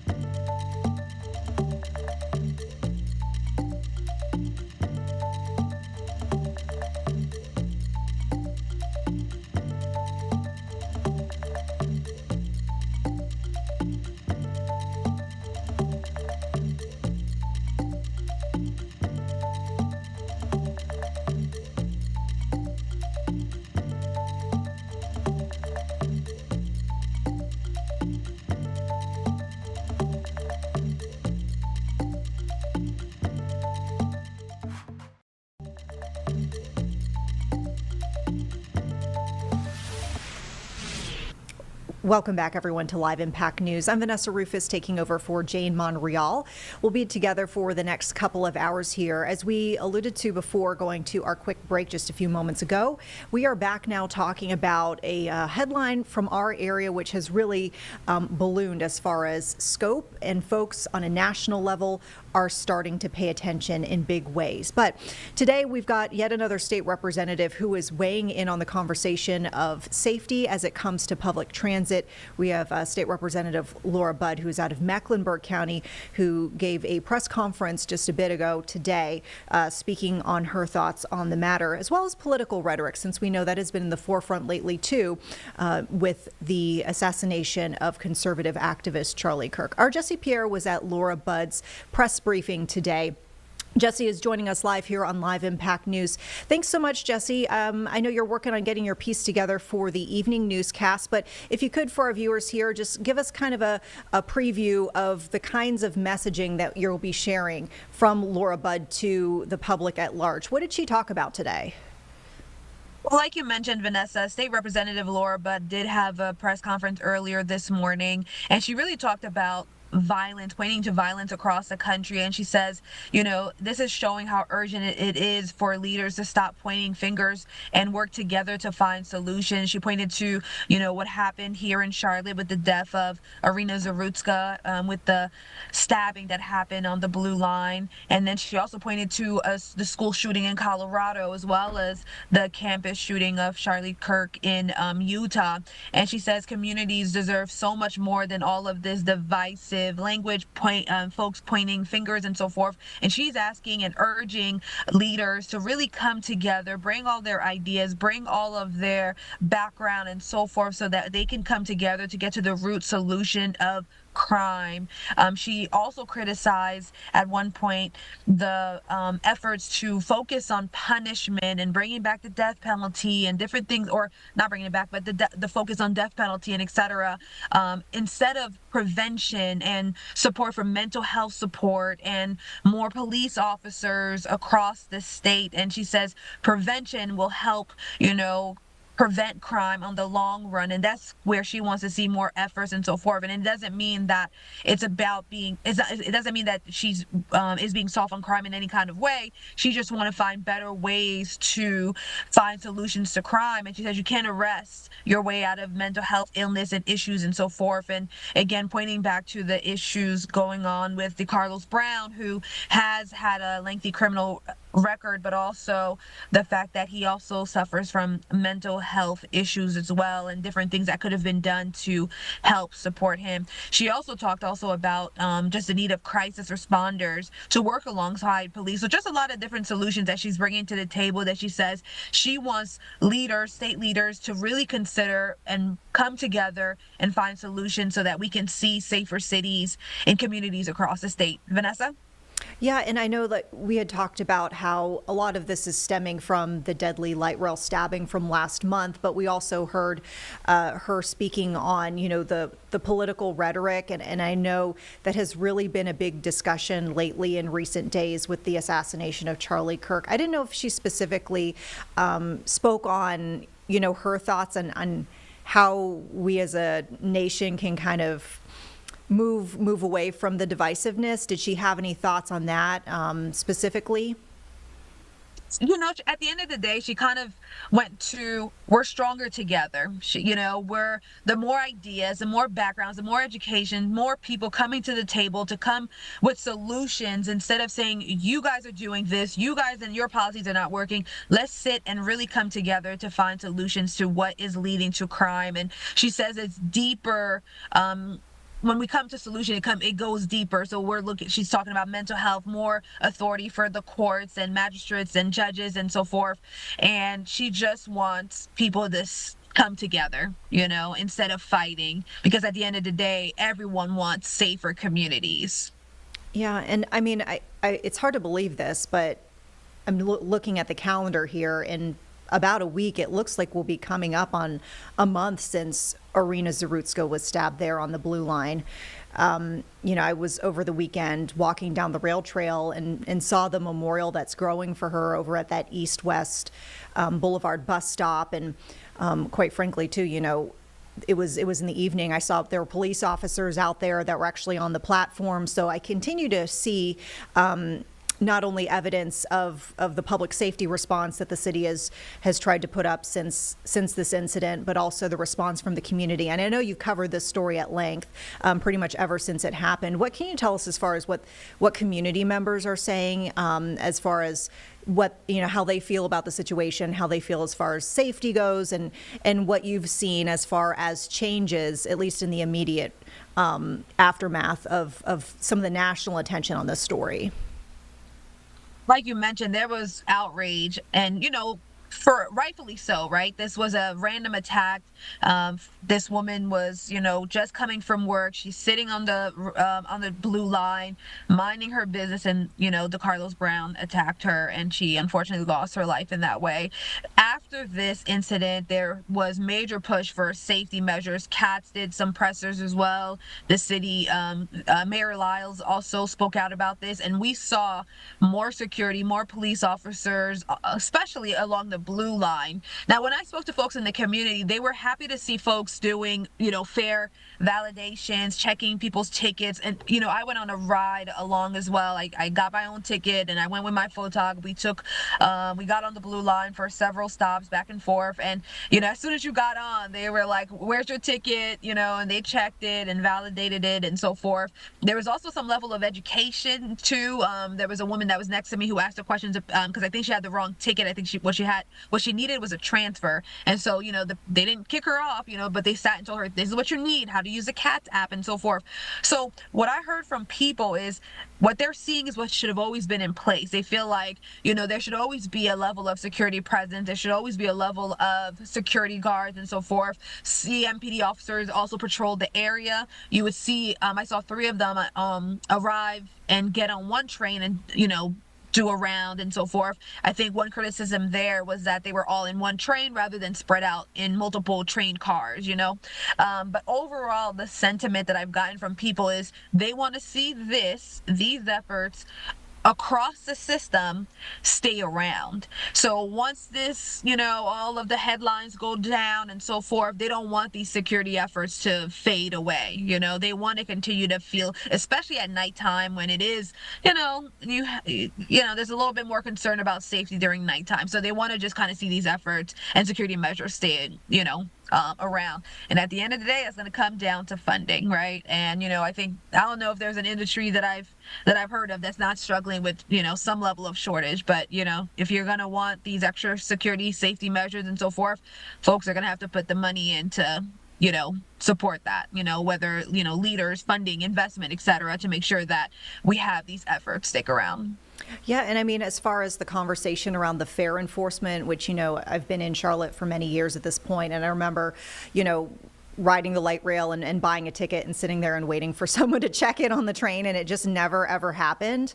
So folks certainly know of that reputation and quite frankly, will get on trains not buying tickets, knowing that they'll never be checked. I remember a couple weeks ago, there was a transportation leader meeting where you had a lot of city leadership alongside CATS leadership, and CATS leadership essentially explaining the lack of fare enforcement, saying that back when there was a huge discussion, and Jesse, you probably remember this too, because I believe you covered this in part, but the train operators and bus drivers who had concerns about their personal safety as they were doing their jobs. Apparently, there was a discussion amongst CATS leadership about, I guess statistically, they saw that bus drivers, for example, would be more likely to be assaulted when they were checking a fare, checking for tickets, and that was supposed to be, I guess, like a high-risk interaction. So that was a concession they made with those folks who were operating the trains and the buses, saying, well, if you're concerned about your safety, we want to make sure that you still want to stick around and do this job. So maybe we'll just stop enforcing the fares. And so to your point about resources, who then would enforce the fares, and who additional would we have to bring on staff, presumably, as CAT's having this discussion to see how we can make this more of a, safe and by the book type of operation. Sure. So Jesse, I know you're working on pieces for our evening newscast tonight. When can folks see your pieces, and what sort of elements will you be bringing in addition to the comments from Laura Budd? So my story is going to air at 5 o'clock and 6 o'clock. I'm going to pretty much break down her person that she had. There was also another city leader that was there with her, and just breaking down the different incidents that have been going on as far as violence across the country, and just kind of the efforts or the push for folks to come together to really find, the root solutions to crime so that we can have safer communities across the state and really beyond, right? I think this all kind of can be efforts and things that can be used in other states as well. All right. Jesse, thank you so much for joining us here. I know you got to put your piece together, so we'll see you coming up on the evening newscast here on WCNC Plus. And thanks again for your time. Absolutely. I appreciate it. Thank you. Yep.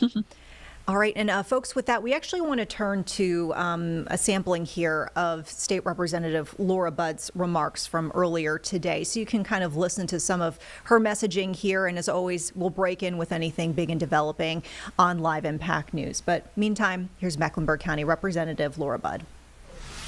Thank you for coming here today. taking time out to come to listen to what needs to be said with respect to the Queen City, the rise in political violence, rhetoric, and empty political theater that does nothing to solve the problems that we face today, not just in Charlotte and in North Carolina, but across this country. I'm State Representative Laura Budd, and beside me is the candidate for District 6 City Council, Kimberly Owens. And today, what we want to point out to you is that over the last several weeks, our country has seen violence ricochet around the nation. From here in the Queen City with the absolutely horrific murder of Irina Zaritska, to the senseless and yet sadly familiar school shooting in Denver, Colorado, to a third shooting on a college campus in Utah with Charlie Kirk. All three of these incidents made national news, but we also know how many more took place that never even made a headline outside of their locality. And yet, what have we heard from the White House? Nothing. Nothing that unites this country, and especially not a plan that addresses the very issues that gave rise to the problems that we are all confronting today. A lack of real resources for our courts and judiciary, a lack of real resources and investment for law enforcement, and a state healthcare infrastructure that is systematically underfunded when it comes to addressing mental illness. All we have heard is blame shifting, threats, and what I call cheap political shots. It is blame in the form of antagonistic statements that are designed to blame Democrats by calling us woke, leftist, progressive, soft on crime, and coddling criminals, none of which is true. President Trump has not answered the call for something that unifies us, and he has not answered the call for a plan to address the problems that confront not just Charlotte, but other cities across the nation and our rural areas. This, in conjunction with the North Carolina's crime policy, consists of nothing more than going on TV and social media to exploit what has transpired to deflect attention from what is a lack of a plan and a refusal to put the money where their mouth is. In North Carolina, the Republicans have held power since 2011, and that means that they control the flow of legislation as well as the budget. When they took control, they promised a lot of things, but what we haven't seen is anything other than the systematic and intentional underfunding of our public safety system, our legal system, and trashing our courts and our local officials and local law enforcement. While they're doing this, they're pouring billions into school vouchers, and they want to pass a law that gives 18-year-olds the right to carry a firearm without a permit. The budget for the courts in North Carolina is about 2%. It's 2% of about $30 billion. We can all do the math. At the very least, Trump should try to measure up. He should try to measure up to President Clinton, who in 1994 proposed a plan to put 100,000 more local law enforcement officers on the streets to combat crime and address problems, and create programs like community initiatives in the communities so they can address the issues on the ground, getting to know their residents. That crime bill actually reduced crime. What we should do is look to bring that successful plan from 1994 forward to 2005 to meet the needs we confront today. How about another 100,000 new police officers locally? Local officers on the streets in our communities. But let's also partner that with what we now know, which is mental health is something we must address. How about another 100,000 co-responders, criminal assistance, and crime being addressed not with threats of punishment in prison, but what we call crisis assistance co-responders to accompany local law enforcement. And let's be clear, when I talk about this and I say, where is Washington on this? I want to bring it back home. Where are the local North Carolina Republican leaders? They're in Raleigh having press conferences, and their latest posture on crime is no different. Time and time again, they have offered nothing but empty gestures and political theater, and this is no different. While real investments in law enforcement and public safety in the courts, as I've said, are coming, not from Republicans, but I will say coming from the Democrats. The pattern of lip service has continued with threats that Charlotte is out of control, that we've lost our way, and that we need them to come and fix it. We do not. What we need to know is that the people who keep our community safe are right here in Charlotte. They are our local officials, our local law enforcement, our local judges, and our local DAs, and our local mental health advocacy groups. All of them are working tirelessly around the clock. They're not soft on crime. They're not coddling criminals. They may be Democrats, and they are Democrats who give a damn. We understand there is a need for strong courts. There is a need to do the heavy lift, which is to fully fund not just our courts, but our law enforcement. To look at mental illness. What is the source of it? How do we address it at the source so we can create a solution to address it? Democrats have filed bills over the last decade and change. Oftentimes, those bills, no matter how good the ideas are, because they come with a D behind them, they are relegated to the dust files, what we call File 13.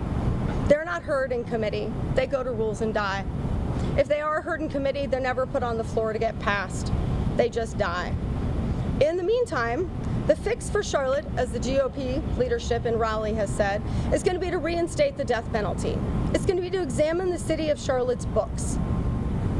It's going to be to get rid of what they call cashless bail. Well, let's be clear. DeCarlos Brown committed a crime, and a crime that should be punished. But he also, as we now know, suffers from severe mental illness. Had he received and been required to post a bond, the most he could have served, if he'd been unable to post, is 120 days. And he would have been back out on the streets. So this idea of getting rid of cashless bail to fix a problem, it's lip service. It's not really a solution. The difference here... excuse me, sir. Oh, you've got to go stand behind him, sir. Go on.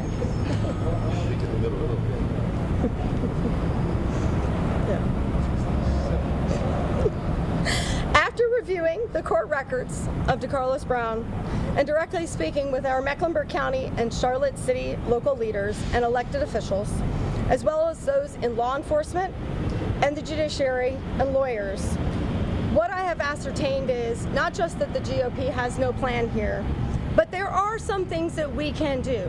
And this is what I will tell you. The plan is moving forward, at least with respect to Representative Budd.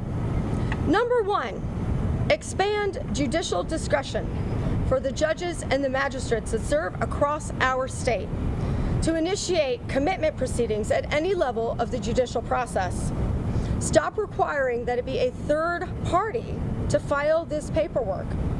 This single change alone would have enabled the magistrate who had DeCarlos Brown in front of her on that fateful day in January this year to, on her own, initiate commitment proceedings when confronted with the obvious mental illness that DeCarlos Brown displayed in front of her.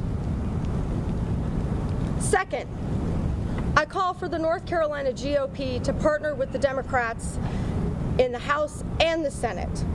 Let's fund no less than 5,000 more local police officers across the state to deploy across our cities and our counties to help protect and serve and create a sense of public safety, restoring it where it may have been damaged or lost. But along with that, 5,000 crisis assistance mental health co-responders with them. This will help to develop not just community policing programs, but to help bolster our mental health advocacy groups so that people who need the help can get the help. We cannot imprison our way out of mental illness. Third, pass legislation that's been proposed before that freezes the statute of limitations for those people charged with violent crimes or showing an escalation in criminal offenses such as DeCarlos Brown, for those who are incompetent to stand trial. Place them in the care of our state hospitals so they can receive the mental health treatment they need. And if they are ever determined to be competent again, they can stand trial. If not, they're in a safe place and cared for, and our streets remain safe from those who may be placing our residents at risk. Folks, once again, State Representative Laura Budd of Mecklenburg County giving her thoughts on ideas to make public safety more of a priority as it pertains to public transit. This, of course, coming in the wake of that deadly light rail stabbing from last month. We're going to take a quick break, folks. We'll be back in 2 minutes. We'll continue on with her comments.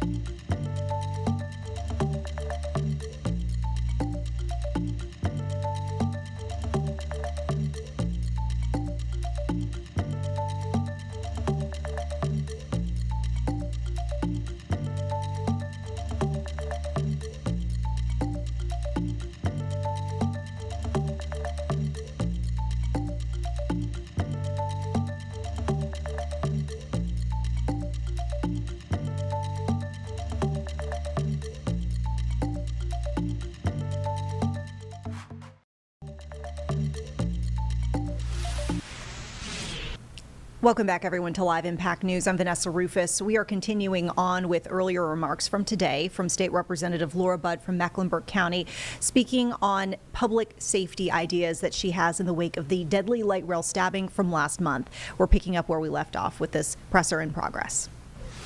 Improve security in all of our schools by equipping our school resource officers with limited confidential access on an as-needed basis so they can perform a threat assessment that is accurate with regards to any student who begins to show signs of trouble. Right now their hands are tied and they have limited information. By giving them this access on a limited need-to-know basis, they can properly and adequately protect our schools, administrators, and staff. To execute this plan is going to require time and financial investment in the courts, public safety infrastructure, including our transit system. We need to upgrade and place officers on that transit system, have people pay for tickets. That alone may be a deterrent for some.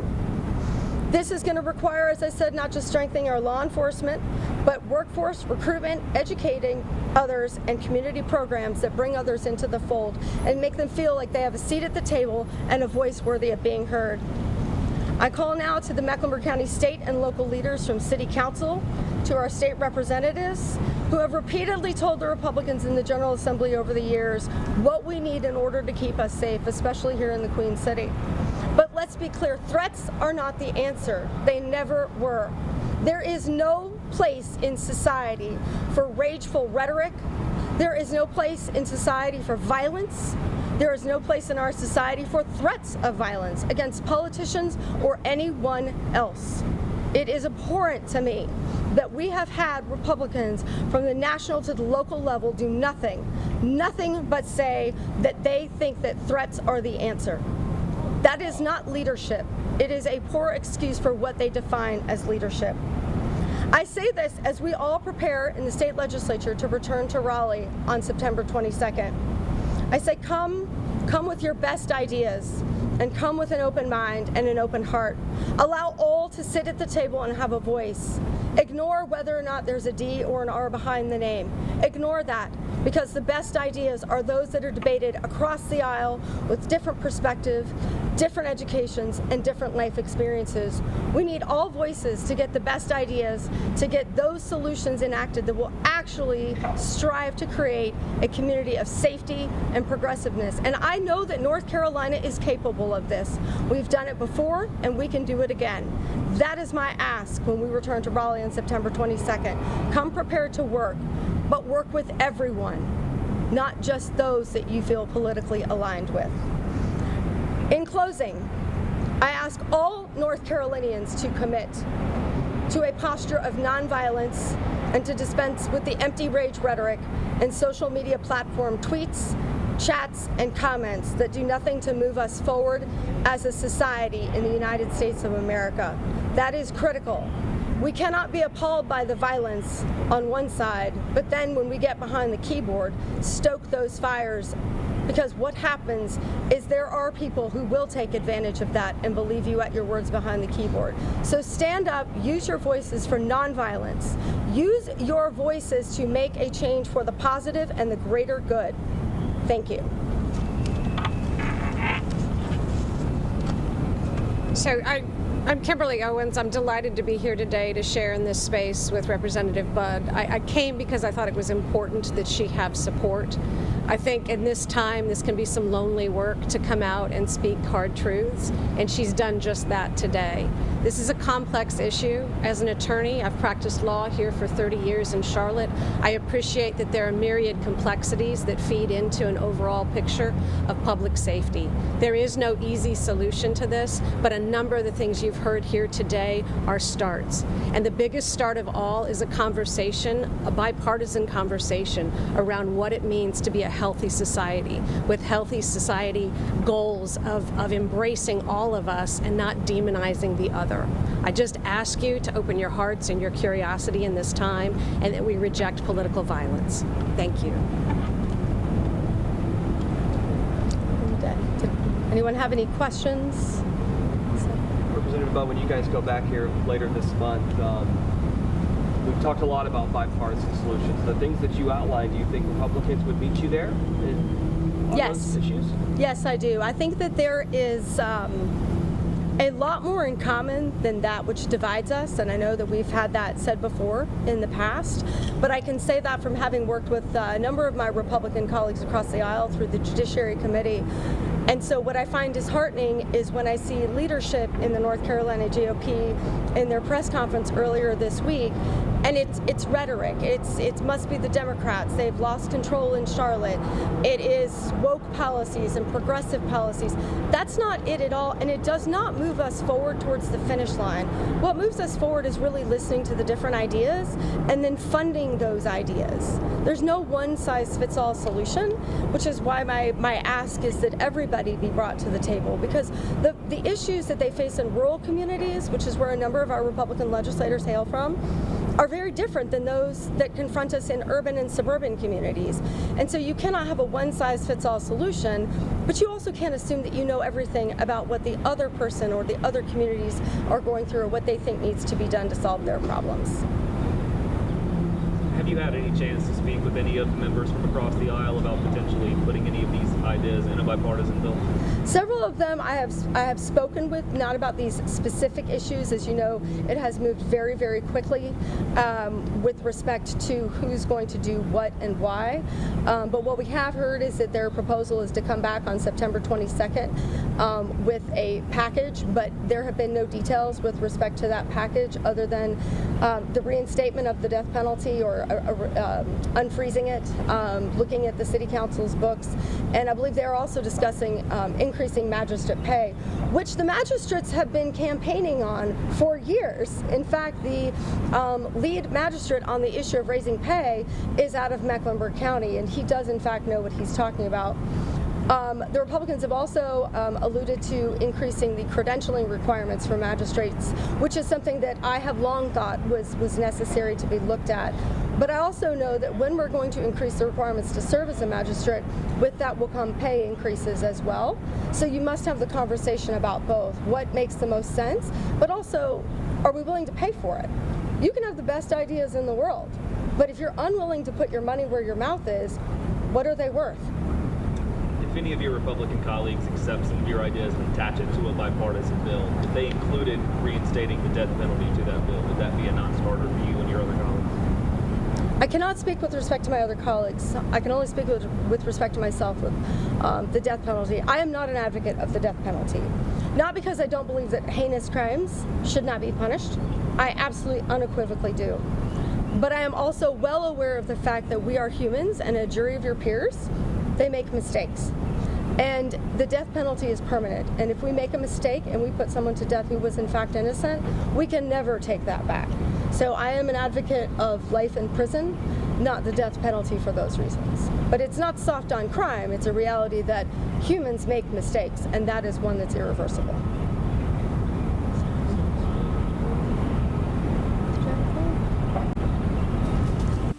Folks, we're moving from that earlier briefing with Mecklenburg County State Representative Laura Budd, turning now to live images coming to us from Illinois. We've got Senator Karina Villa, who is speaking alongside leaders with the Illinois Coalition for Immigrant and Refugee Rights. They are speaking on their concerns with ICE operations. Let's listen in. Today, to talk about and show the strength of this community, where I have lived my entire life. We are here gathered with the people who came out and quickly and immediately responded to the call. We are here to show our solidarity and our commitment to our people. I want to pass the mic along to Jose Luis. We will hold the questions until the end, and I thank you all for joining us. Muy buenas tardes. Quiero presentar a ustedes a un activista, un representante de la Illinois Coalition for Refugee and Immigrant Rights, Damian Kogan. Damian, please. Thank you, Jose Luis. Thank you, Senator. Good afternoon. My name is Damian Ginn, D-E-M-I-A-N-K-O-G-A-N. I am the Senior Director of Organizing for the Illinois Coalition for Immigrant and Refugee Rights. Today is yet another example of how ICE is a danger to all of us in Illinois. They do not keep us safe, and everyone in the state is at greater risk because of the actions of today and the other activity that we've been seeing. President Trump's deportation agenda is now in a phase of escalation, both in depth and in violence. I will say it again. The depth of their deportation agenda is increasing both in concentration all over the state and in the tactics. Apologies for the quick pivot, folks. We've got another briefing that's getting underway in Minneapolis. Looks like we've got the police chief there speaking on an incident where we're still trying to get more information, but it sounds like multiple people might have been injured. Let's listen in right now to get the very latest. Two had non-life-threatening gunshot wounds that were located inside of the transit center. One with non-life-threatening gunshot wound was located near Lake and Stevens. The man with the life-threatening gunshot wound and one of the non-life-threatening gunshot wounds were transported to Hennepin Healthcare. The other two men with non-life-threatening gunshot wounds were transported to North Memorial Medical Center.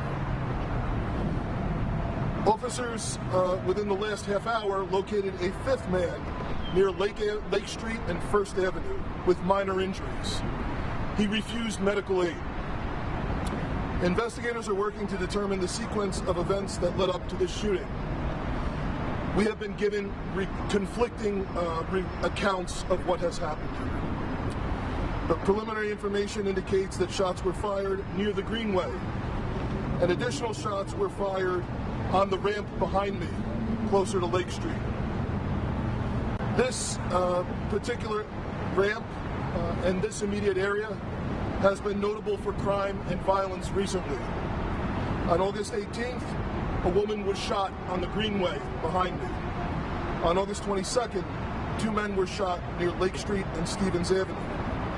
Additionally, we've had other crime problems in the immediate vicinity along this corridor. Both of those previous shooting cases are active and open. This area involves multiple jurisdictions, as obviously the transit center is owned by the Metro Transit Council, the walkway behind me owned by the state DOT, and the Greenway as well, separate property. The MPD has been working with all of those entities and actually had a meeting last week trying to address the problems around people congregating in this area. I'm told that the walkway behind me is cleaned twice a day, and as you can see, there's a huge volume of garbage and debris still, despite that cleaning. I've spoken with the mayor since I've been on the scene here, and I've told him that we need to take immediate action to shut this walkway down because it's been causing such a problem with just a high volume of people congregating here that are using drugs, and then the associated problems that happen both at the transit center and along the Lake Street corridor. So we have obviously very limited information, but I can take questions that you have.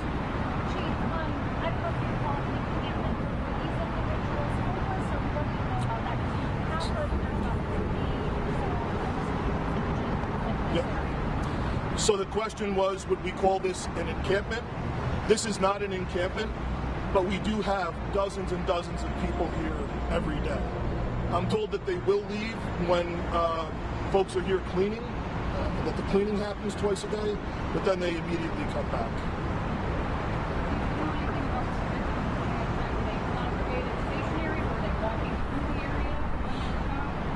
So the question was, what were the victims doing at the time?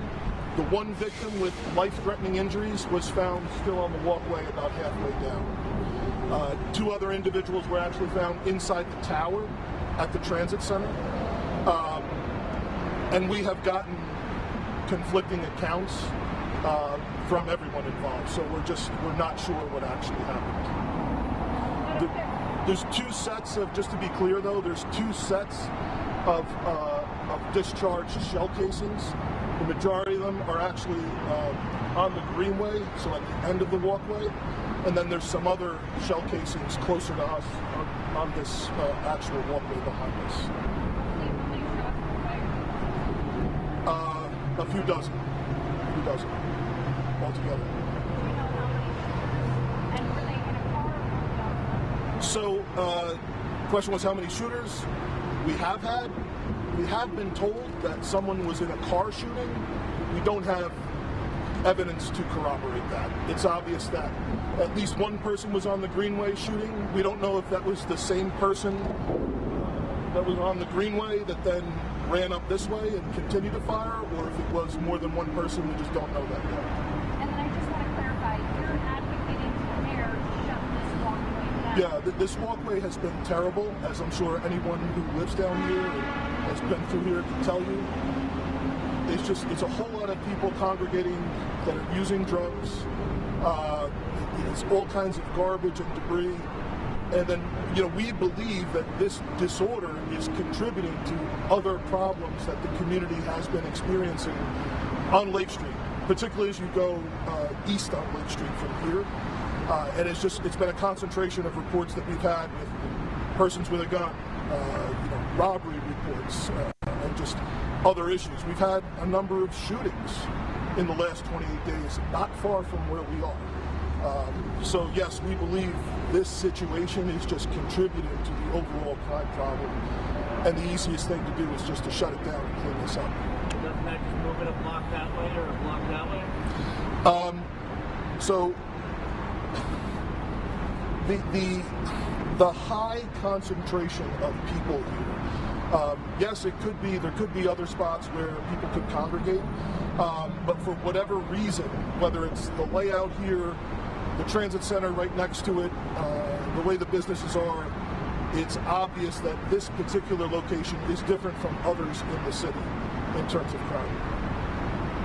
We've heard of a large number of weapons fired. Is this another case of a high-capacity magazine? So we don't know if this is a case of high-capacity magazines, but certainly by the number of rounds being fired, if it all was from one weapon, yes, it obviously would be, because we're talking about dozens of rounds, literally. It could be, I should say, it could be. As of now, all 4 victims are still alive? Yes.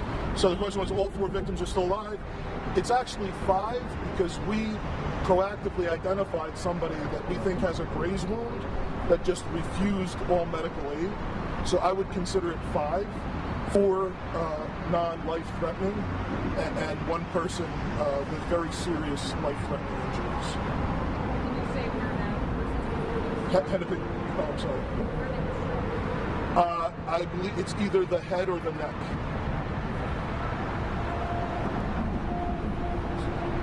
you find the person that did it? I mean, do you guys have any idea? Any ideas? Well, the question was finding the person who did it. Excuse me. We've gotten a number of conflicting stories that do not go together. So right now it's a matter of reviewing a lot of the video evidence and collecting evidence at the scene, and then following that to its logical conclusion.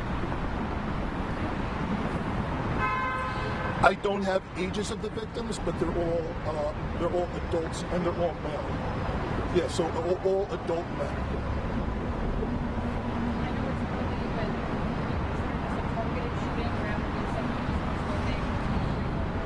Unfortunately, I just don't have information to say. I don't know why this occurred. Don't know enough to say that it was targeted.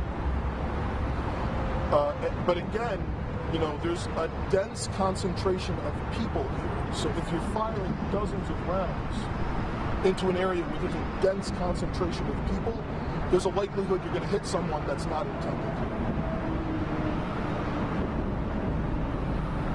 Thank you very much, Rose. Thank you. Once again, folks, we were just hearing there from Minneapolis Police Chief Brian O'Hara speaking on a shooting that happened earlier today. Latest reporting, as many as 5 people injured, varying degrees of severity, their injuries, it sounds like. And this occurred near a Metro Transit station in the southern part of the city of Minneapolis, an area which the police chief kind of characterized as being crime-ridden, a nuisance area, an area where folks like to congregate by the dozens and dozens, to the point where he's actually called, apparently, apparently upon the mayor to help and say, let's close this walkway down. So much more to come on this as we're able to get some information into the Live Impact News studio. Otherwise, we're going to turn the page. We're going to get to a quick break here. We'll be back with more updates for you on the other side. So we'll see you in about 2 minutes.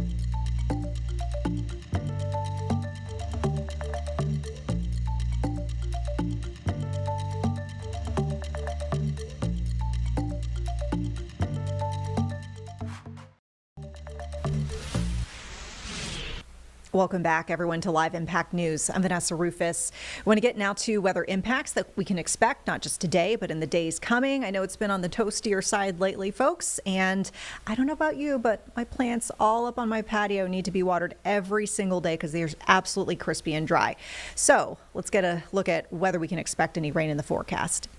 Turning now to weather impacts. Turning now to your forecast on this Monday, and we're going to have some cloudy skies out there today. Majestic joins us once again with a look at that Monday forecast. It could be much worse. I mean, really, yeah, we do have a lot of cloud coverage out there, but it feels just fine outside currently, and at least it's not pouring down rain, although we do need a little rain. It's starting to get quite dry. Live camera look that's coming in from Monroe. This one is up in the mountains, App State. Now, these look like dark clouds. However, even in the mountains, we are not forecasting much rain. A mostly cloudy start to our new work week. Temperatures today will rise back into the low to mid 80s. It will be a little humid though, so it'll feel a couple of degrees warmer than our actual air temperature. Heading into tomorrow, cooler. Temperatures only rising into the mid to upper 70s, and then another opportunity for some spotty showers. And then really by Wednesday and towards the later half of our work week, we'll finally get that sunshine back, and we're also looking at a bump up in those temperatures. This is the rest of the day today, so as you can see, it's going to be mild, pretty comfortable for most people, whether you're going to work outside, maybe you work outdoors. It's not going to be all that hot, but also it's not going to be really all that rainy. Again, we can't rule out a spotty shower or two, but for the most part, it's only about a 20% chance, so you know what that means. Most of us were staying dry today. Upper 60s, low 70s, 71 degrees in Boone today. Out towards Hickory and Lenoir, let's plan for low 80s for you. 84 from Lincolnton to Shelby, Gastonia, 84 there with a little sunshine peeking through right now. From Rock Hill to Lancaster, even Chesterfield, it is a mild start to the new week. Again, cloudy skies today and tomorrow, and a lot of those clouds, they'll actually be thicker tomorrow compared to what we have outside today. So because of that, it's going to prevent those temperatures from even hitting 80 degrees, and then come Wednesday, we'll start to turn things around. Temperatures will slowly start to gradually rise, but by By this point, we'll start seeing more sunshine, blue skies and sunshine to finish out the work week. And I know it's only Monday, but if you're already thinking about the weekend, honestly, it's not a bad looking weekend. It is going to start out kind of hot, and then we'll start to see those temperatures drop a little bit more. Above average temperatures, though, that's kind of going to be the name of the game for much of us across the country. Climate Prediction Center also indicating that really all of the Carolinas will see above average conditions for the next 6 to 10 days. That takes us all the way through September 25th. So if you're still searching for that fall-like weather like we really enjoyed last week, this week not going to be the same. It's going to be quite different because we have more moisture in the atmosphere. We don't have that dry air, that cool air. You'll notice an uptick in that humidity.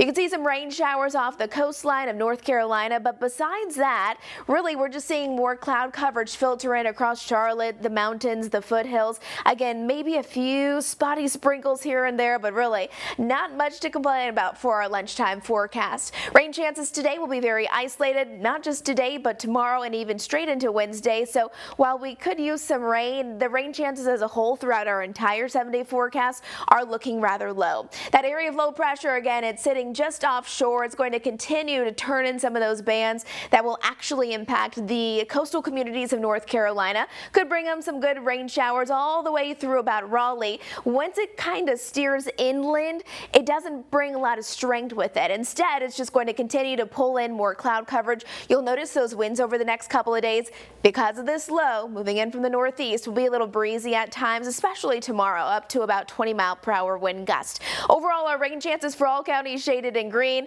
they're going to be low. This is for Tuesday and Wednesday now. And then if you're watching from a county shaded in yellow, about a medium chance of seeing some rain. The higher chances will be out of our viewing area, unfortunately.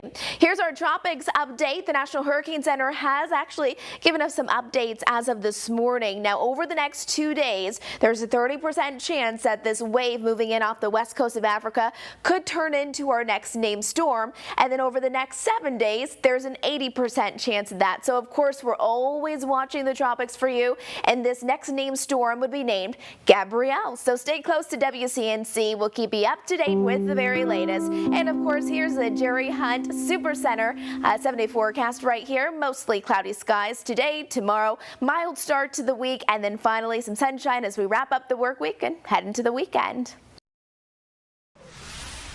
All right, I guess I'll continue to water my plants on the patio. I swear they're so Same. dry. I know. Hang in there, plants. All right, folks, we're going to take another quick break here. We'll be back in 2 minutes with more news on the other side. Thanks for sticking with Live Impact News.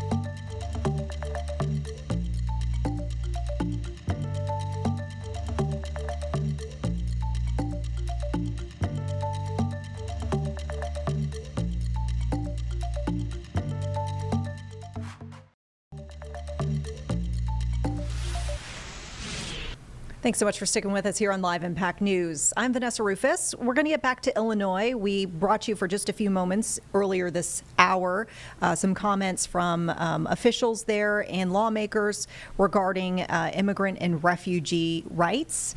It looks like they are still speaking, so we're going to take you back there. It looks like, once again, we've got a representative speaking.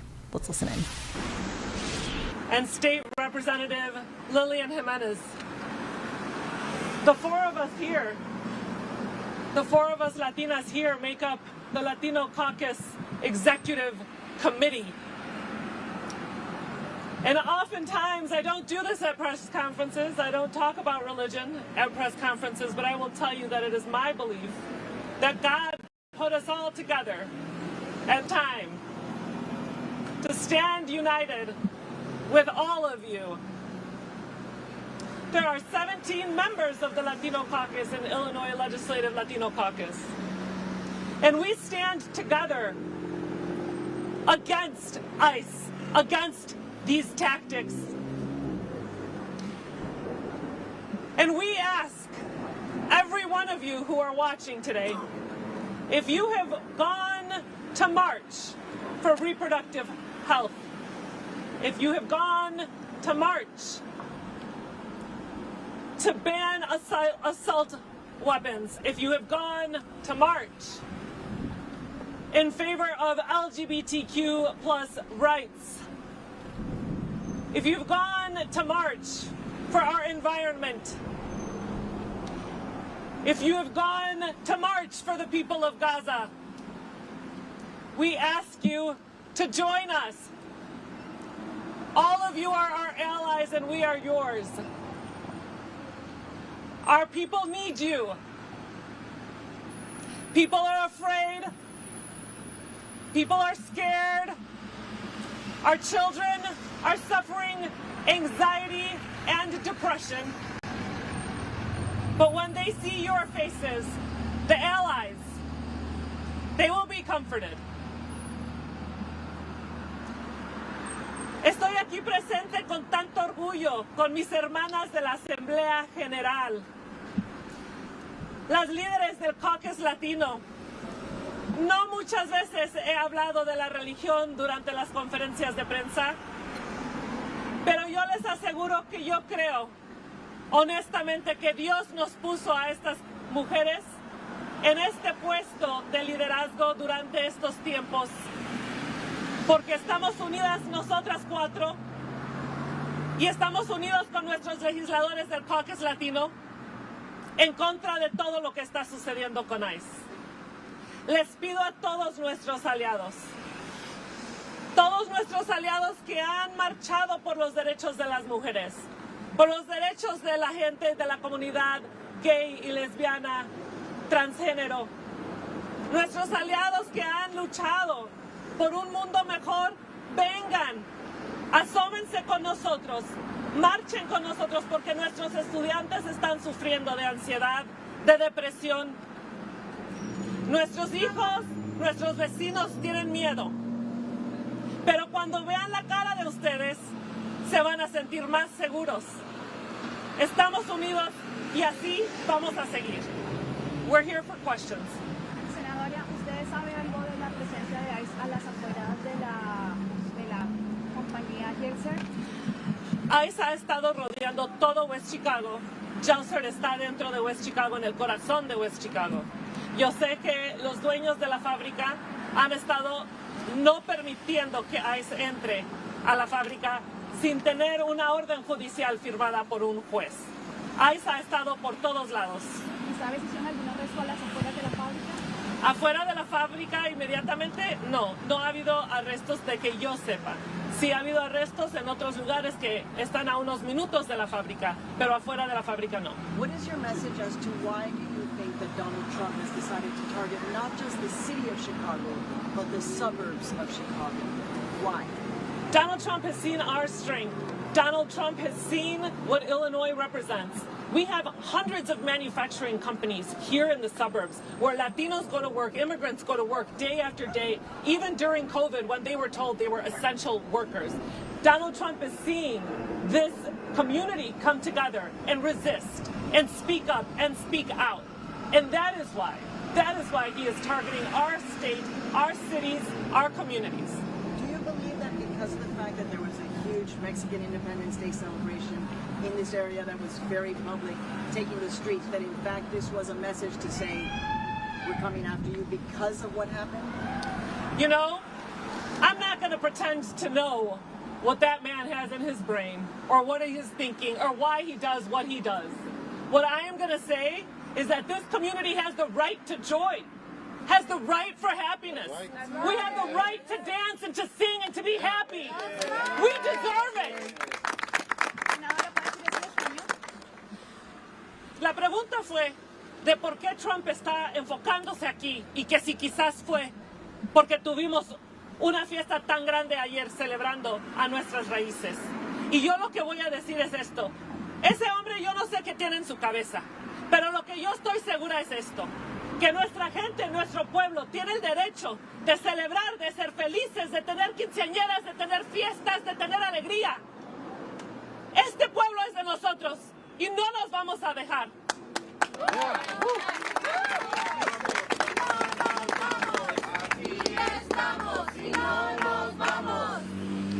At last count, there's been over 15 people. And in West Chicago?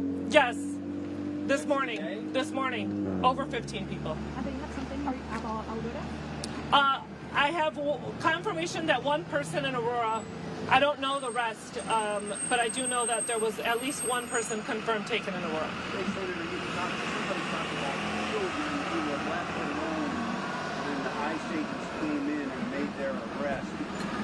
Somebody that knows a little more about that, can you talk about that a little bit more? Was that outside of a school? Where did that happen? Oh, the video. Okay. My understanding is that this was in Chicago, correct? This was the incident that happened in Chicago. This was the incident that happened in Chicago. My understanding was that there was children in the car, and both parents were in the vehicle, and the vehicle was pulled over, or there was a traffic stop, and the parents were taken out of the vehicle with the children in the car while the car was still running, which is endangering the children from a dangerous person getting them, stealing the car, and trafficking those children. And the fact that, yeah, they did it so recklessly is so inappropriate. And then if you want to add. The only thing I would add is that this is becoming an increasingly disturbing pattern. This wasn't one incident that had occurred as an outlier. We already have in the past 24 hours 2 incidences, one in Cicero and one in Little Village, where ICE is doing this to continue to intentionally spread fear and to terrorize our communities. Are you Senator, have you spoken with the city or police? We have been in close communication with the mayor. The mayor assures me and continues to reiterate that the police are not collaborating with ICE. Are you all aware of whether they were targeting specific schools in District 33 or if the district was put on security chain as a problem? I'll let the superintendent speak to that. She didn't hear the question.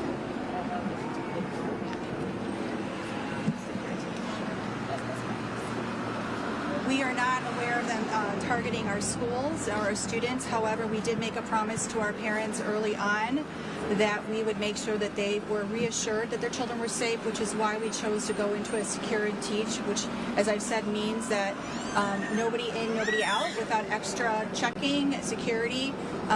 Teaching goes on as usual, so our schools were calm and everybody maintained instruction. It was just an added measure so that our parents know that we are keeping our promise to keep their children safe. Lilian Jimenez, State Representative of the 4th District. I also just want to mention that the governor just signed the Safe Schools Act that was championed by this community, by the Illinois Coalition for Refugee Rights, and by those of us legislators here. And what it is, the Safe Schools Act, it ensures that schools in Illinois will have protections in place for children. And so I want to make sure that we inform the community knows, and Illinois schools have the right to, children have the right to education, K through 12 public schools. They will not be turned away. They will not be asked for any immigration information. Their parents will not be asked for information, and information will not be turned into the federal government. And we will ask for a warrant before letting anybody into schools. And so those policies must be they are being put in place right now, but we had the foresight, and thank you to our governor for signing that bill just a couple of weeks ago. Thank you.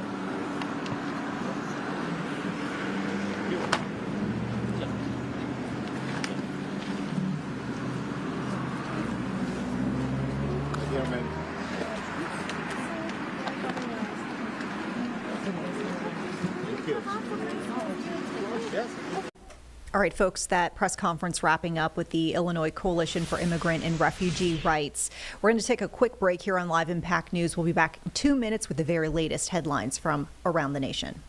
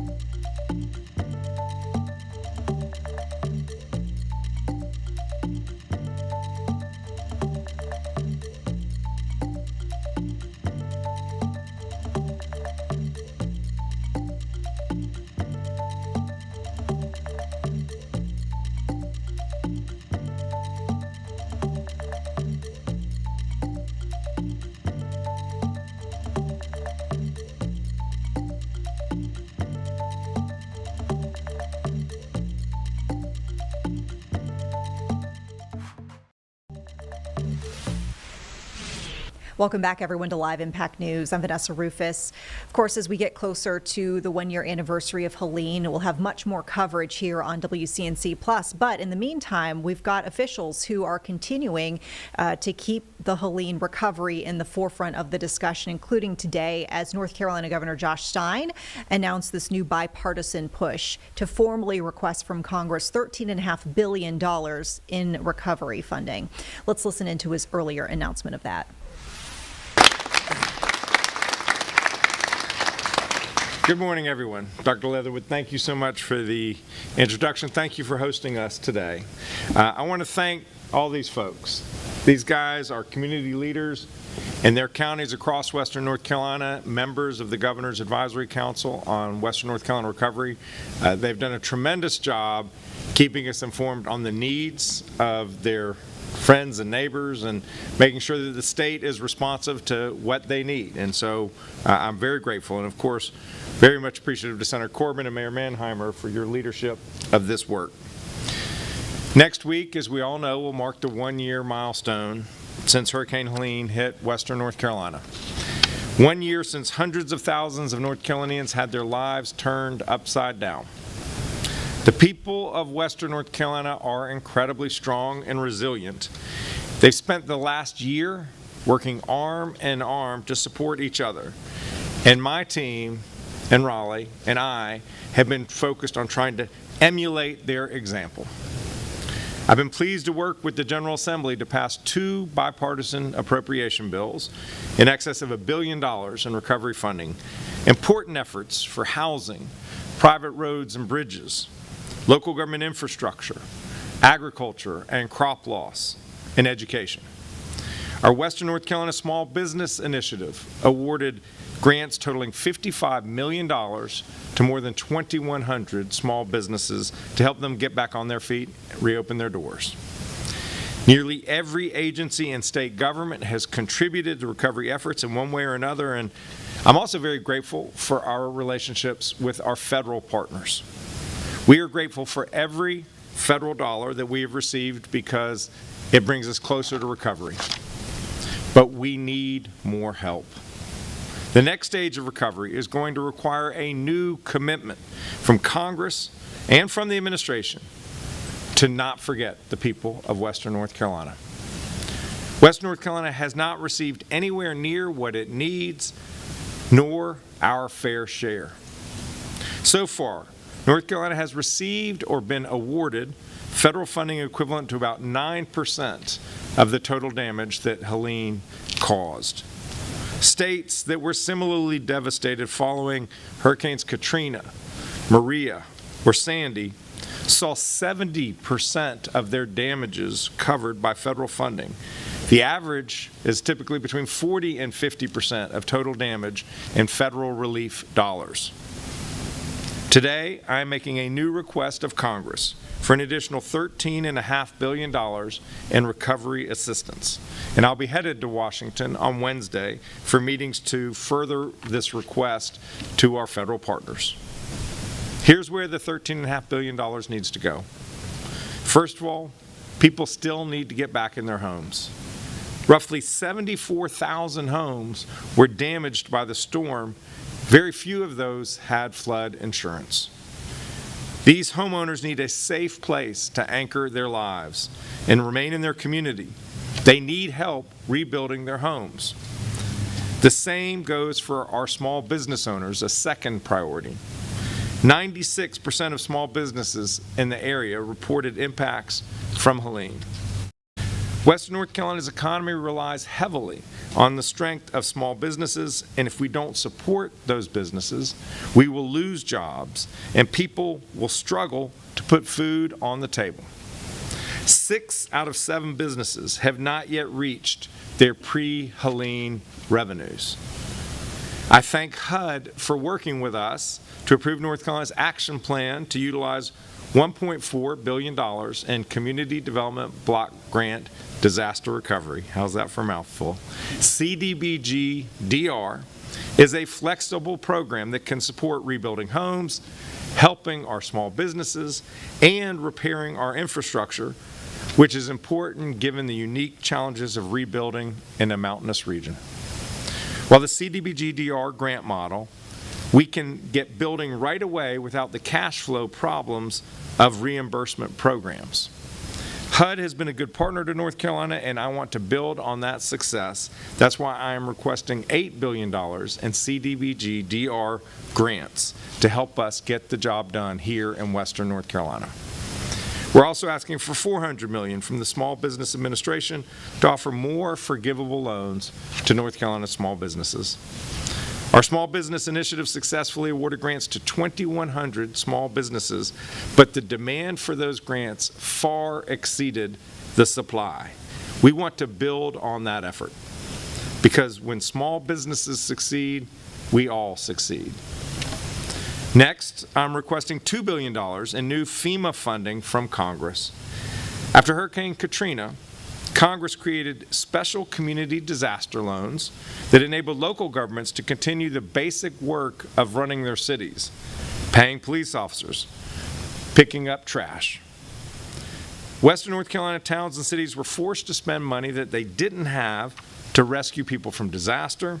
And with so many people displaced and business activity diminished, there's no such thing as a stable source of revenue for these local governments. I'm requesting Congress make the same type of loan program available here as they did to people, towns, impacted by Katrina. The final major portion of this request relates to our roads and bridges. Hurricane Helene damaged 5,000 miles of state-maintained roads, as well as many private driveways and bridges. I am incredibly proud of North Carolina DOT's work to reopen more than 97% of state-maintained roads that were closed because of the storms. But we're still waiting on reimbursements for much of the work that's already been done, and it's not a matter of simply doing quick repairs to get the roads reopened. We've got to build roads that will last. For example, I-40 has reopened, and people use it to go to Tennessee and back on a daily basis. We were able to repair it so fast only by using temporary measures. To get I-40 back to full strength, it will take more than $1 billion. That is just one, albeit a very important, example. So I'm requesting nearly $2 billion in new funding from Congress, not just to restore our roads to normal, but also to protect them against future damage and build them back stronger than before. These 4 areas, restoring homes, supporting small businesses, bolstering local governments, and building roads that will last, make up the majority of the new $13.5 billion appropriation request of Congress. But that's not all we are seeking. We're still waiting on billions of dollars that Congress appropriated last December with the American Relief Act. We are grateful for the millions that have gotten signed off in recent weeks.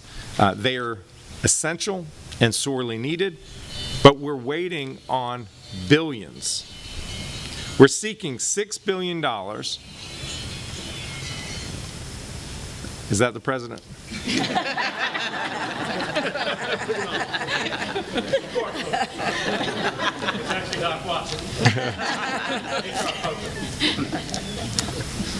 The funds that have come through in recent weeks have been sorely needed, much appreciated, but we are waiting on billions. We're seeking $6 billion in either allocated or competitive awards from previously appropriated funds. So in this budget request, I am once again calling on federal agencies to take action to allocate these funds and get them out the door to help the people of Western North Carolina. We've learned a great deal over this past year, and I am proud of the progress that we've made together, and we will keep fighting every day to get people the help that they need, because the people of Western North Carolina are not asking for a handout. They're asking for a hand up to get back on their feet. Recovery is a team sport. The state has been putting in money and effort, and 1 year after this terrible tragedy, it is time for our federal government to meet the needs of the people of Western North Carolina. Thank you, and I'm pleased to invite forward Senator Corbin, incredible partner in the General Assembly and one of the 2 excellent co-chairs of this advisory council. Senator.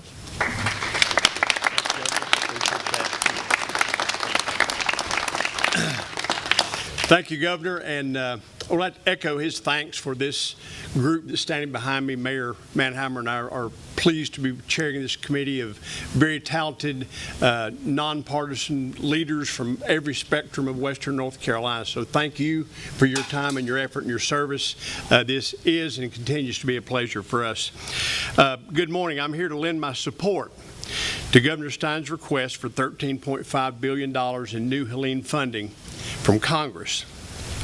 The North Carolina General Assembly has worked hard over the past year to come across our differences and focus on getting people the help that they need.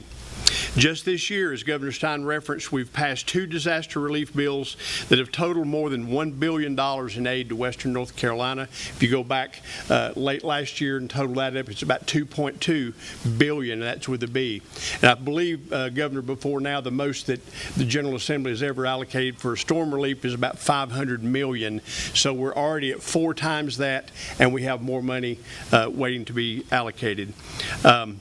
I know that the legislature will continue to work together and work with Governor Stein to keep recovery efforts moving forward.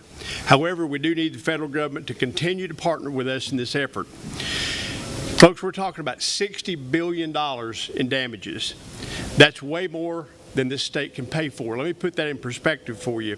Our budget for the entire year, this is everything the state pays for, schools, police, roads, is about $34 billion.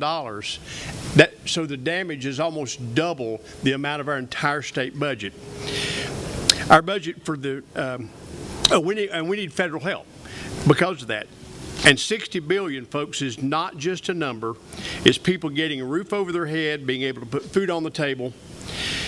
At this point, I want to echo what the governor said. I want to personally thank President Trump. If that was him, tell him we'll call him back as soon as this is over. But we'll personally thank President Trump, Senators Budd and Tillis, Representative Edwards, for everything that they've done so far in getting us on the right track for recovery. And I urge them to stand by our side in this next phase. I look forward to working with the governor to encourage and support this request in D.C. So thank you. At this point, I want to introduce my co-chair, the mayor of Asheville, Esther Mannheimer.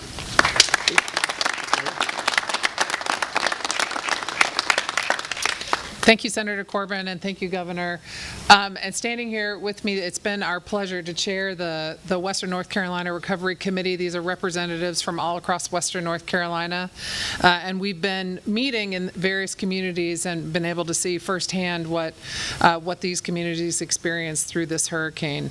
I'm going to talk a little bit about what our challenges are in Asheville, but I think they're representative of all the affected towns and counties that were hit by Hurricane Helene. In Asheville, we've come a long way this past year as we approach this one-year milestone. A lot of services have been restored, like water and power, communications, and many of our roads, not all of our roads, but many of our roads. But now we're moving into the period of long-term recovery. Our unemployment rates are still too high. They have not recovered to pre-storm lows. Many of our businesses, especially those near the French Broad River and the Swannanoa Rivers, were significantly damaged or destroyed, and they're still working to reopen. Some have managed to reopen, some still have not. The infrastructure damaged by the floods that supports these businesses also needs repair and rebuilding. And many of our parks along the river, including playgrounds, a swimming pool, soccer fields, a golf course, multi-use paths that are normally enjoyed by thousands, are in need of repair.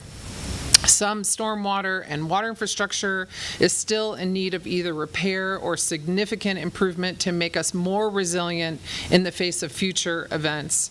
And we still need to get rid of debris and destroyed structures that linger on private property and make our city look much less welcoming to locals and visitors alike.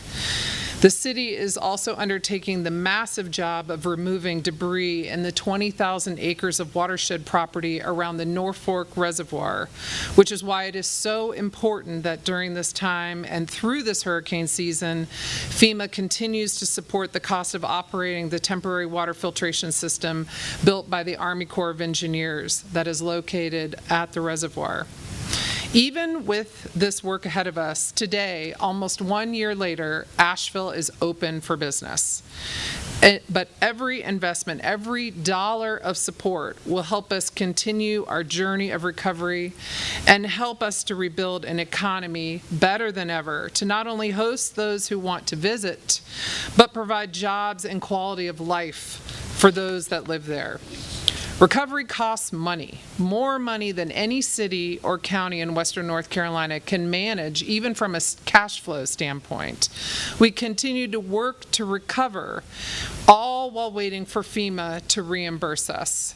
And I will say as an aside, I know there's a lot of staff here from cities and counties, how much time it's taking out of our lives every day just to fight to be reimbursed for the funds that have already been allocated by Congress. We need to do other important recovery work rather than continuing to advocate for these vital reimbursements. I am grateful for the reimbursements that have come through, but the lag time makes it that much harder for us to do our jobs.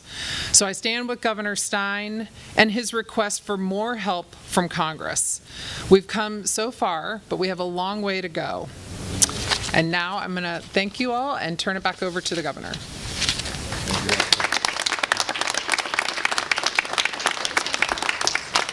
Happy to take questions, either the senator, mayor, or I, or anyone else. What is the holdup? Why is it taking so long to get this all ready?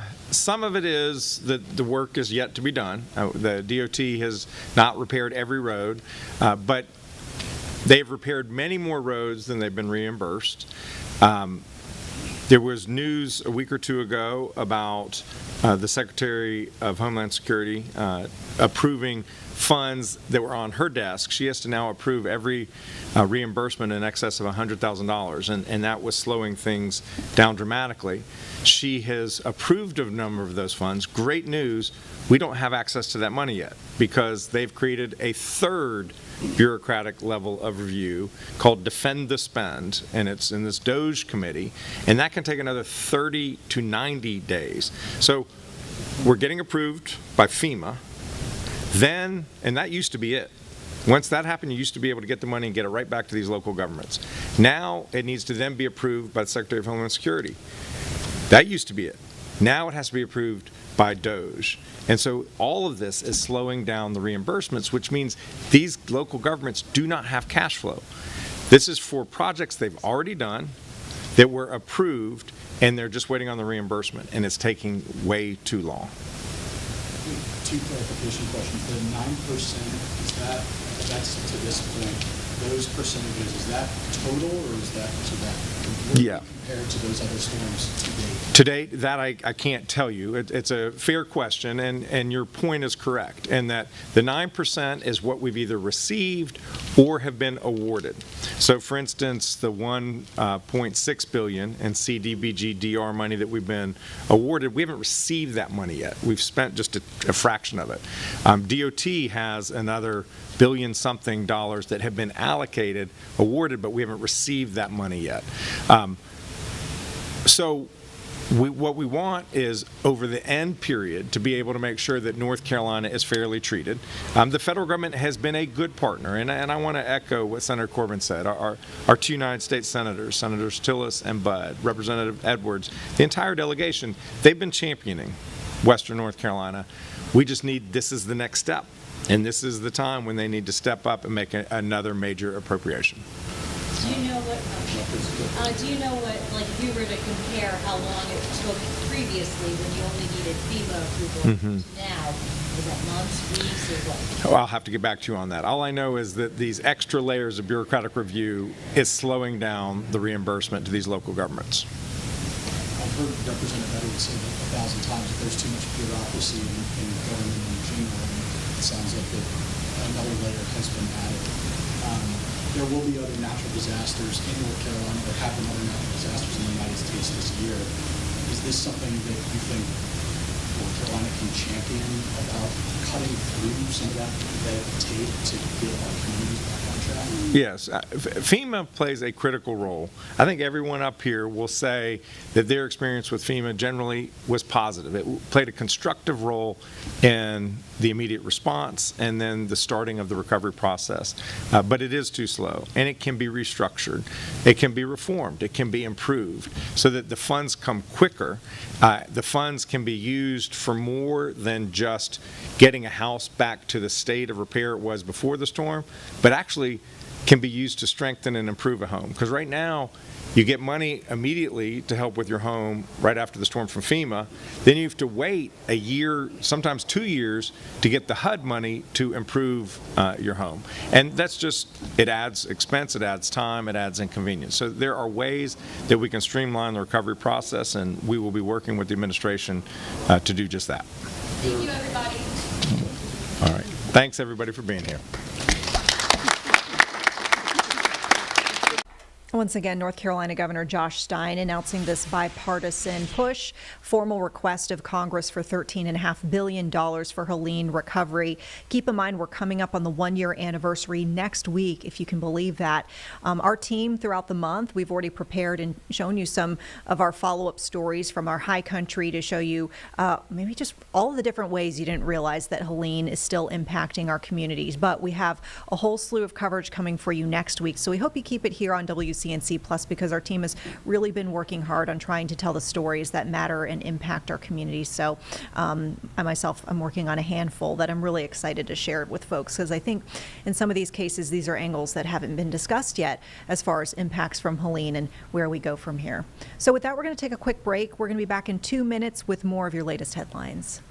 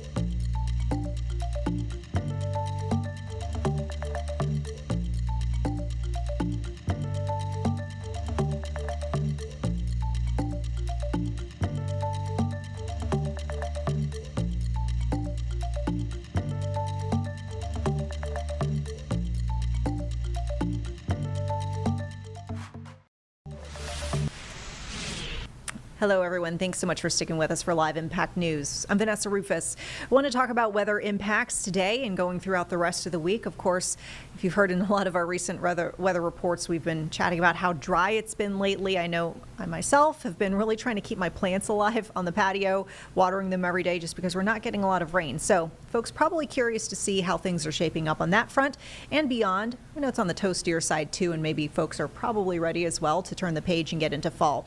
With that, let's turn to meteorologist Majestic Storm speaking on what we can expect for weather impacts throughout the week.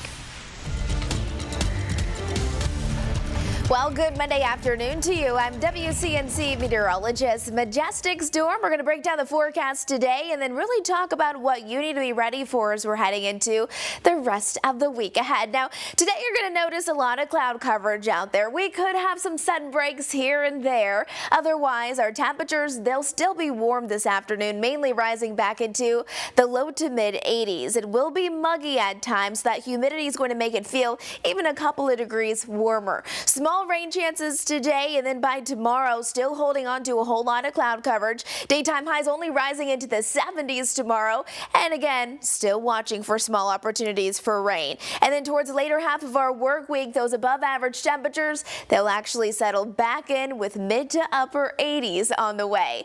For our day today, though, if you have any plans for your Monday, this is how the day pans out. So again, holding on to more clouds than sunshine. And yesterday was a beautiful Sunday. Hopefully you're able to get outside and enjoy it. We topped off at 86 degrees, and today I'm forecasting 84, so a little cooler, but not that impactful. Now in the mountains, we have seen some pockets of fog here and there. By really later on in the afternoon, we'll see those temperatures rise only into the upper 60s and low 70s. So if you're visiting Blowing Rock, it's going to be a comfortable day, just around 70 degrees, and again, more clouds than sun, but I think we could have some sunshine here and there. Low 80s out towards Lenore and Morganton. 82 is where you'll top off today in Hickory. 84 from Charlotte to Lincolnton, even out towards Shelby. Statesville topping off at 82 degrees for your high and 85 for our friends out there in Lancaster. So again, starting out the week with near normal temperatures. By tomorrow for our Tuesday, 77 is what we're forecasting. Cloudy to start the week and then warming up and getting sunnier towards the later half of our week. 86 will be our high on Thursday, and then look at Friday, almost 90 degrees. We're forecasting about 89 here in Charlotte on Friday, but it wouldn't surprise me to see some of our rural communities actually reach those low 90s. And really, not just for us, but really the Climate Prediction Center is also indicating that really much of the country will see those above average temperatures over the next 6 to 10 days. That would take us all the way into September 25th. Now let's talk about the rain. We do have some chances this week, but it's not a whole lot. So if you have a garden, if you have flowers, don't rely on Mother Nature to water it this week. Isolated chances today through Wednesday will dry out Thursday and Friday. And it's all going to be because this area of low pressure off the coast, it continues to move a little closer inland. As it does so, it brings a lot of rain showers for the eastern half of North Carolina. But really, it's leaving us mainly dry again. And we're getting kind of dry out there. We do need the rain, but unfortunately, most of our counties in that color shaded in green have a low chance for rain. And then where we're seeing more of this yellow, medium chance, higher chances will be well east of us. We are also watching the tropics. National Hurricane Center has made some updates. Over the next 2 days, there's a 30% chance for this to actually form, but over the next 7 days, an 80% chance of that. So we're always keeping a close eye out on the tropics, and this, if it does actually turn into our next named system, this will be Gabrielle. So stay close to our weather team. We will keep you up to date with the very latest. Let's take a look at our Jerry Hunt Super Center 7-day forecast right here. Again, starting out our new work week with a whole lot of cloud coverage. 84 for our high today, 20% chance for a pop-up shower. 62 for our low tonight, not even touching 80 degrees for our Tuesday forecast. And then by the middle to end of our work week, it is going to be beautiful with sunny skies and near 90 degrees on Friday.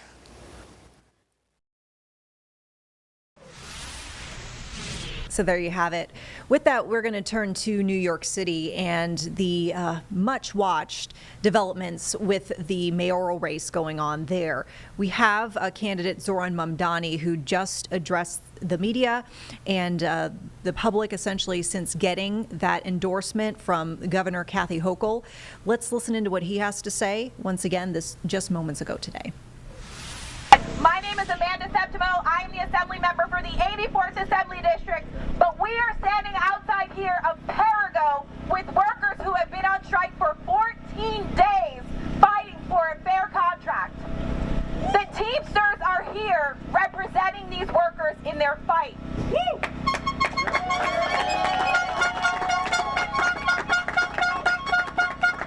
Perigo would have you think that these workers are fighting for the moon and the stars. But these workers are fighting for basic rights for themselves and their families. They're fighting for dignified wages. They're fighting to protect their pensions. They're fighting so that they don't have a 7-day work week at regular pay.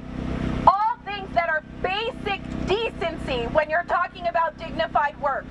Perigo would have you think that it's too much to ask. But we are here to say we know what workers are worth.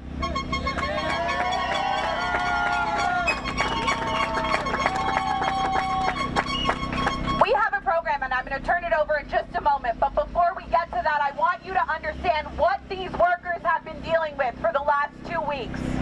After a session of bargaining, immediately after a session of bargaining, Perigo workers came out and put out now hiring signs in the middle of negotiations.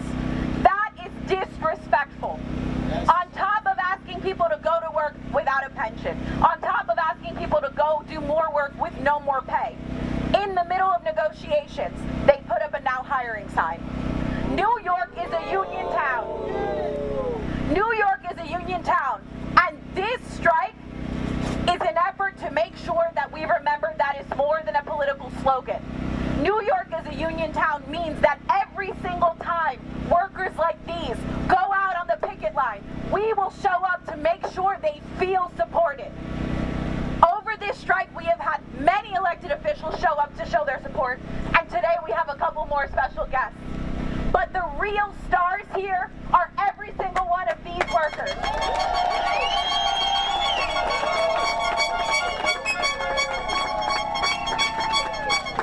Every single one of these workers who, in the face of incredible disrespect, of incredible intimidation, of incredibly horrible union busting tactics, come out here every day and put it on the line for themselves and for their families. And as a daughter of the Bronx, I want to thank you all again, because you're not only standing up for yourself, you're standing up for everybody in the Bronx. You're standing up for workers. And while this is not physically in my district, we are all in the same fight. You are standing up for workers across New York every single time you make the decision to stay here on this side until they respect you and all of us. So thank you so much.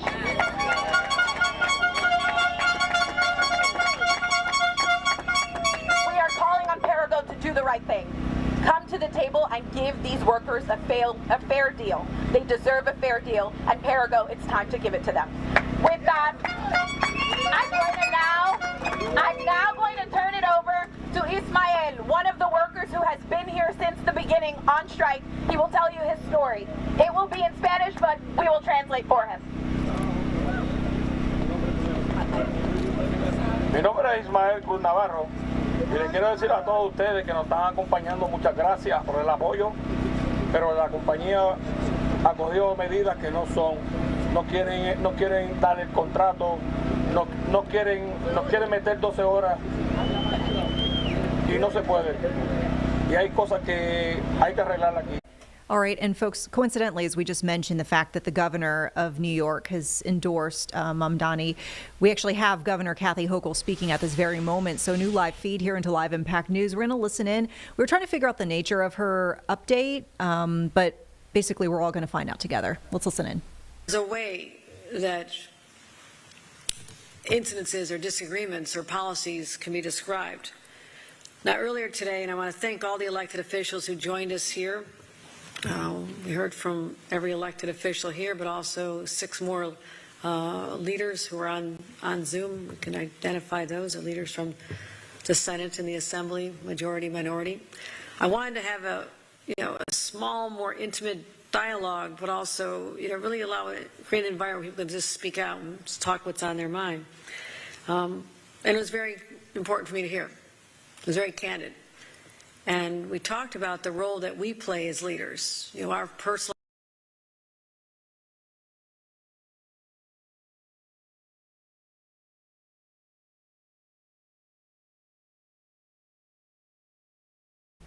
All right, we apologize, folks. Looks like we're having issues with that feed. We heard New York Governor Kathy Hochul just for a few moments speaking on concerns over political violence, obviously a big topic of discussion following the recent assassination of conservative activist Charlie Kirk.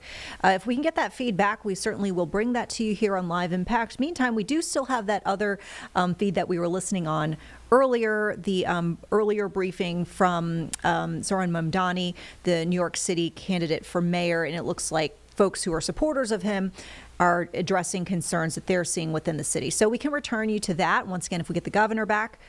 Oh, I see the feed pop back up for Governor Hochul. Yeah. Jeb, what do you think?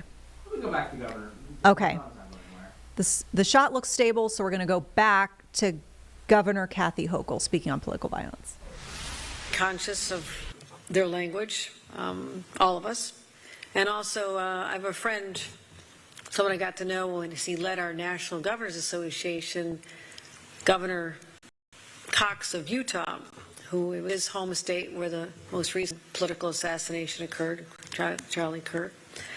And he launched an initiative urging people to disagree better a number of years ago.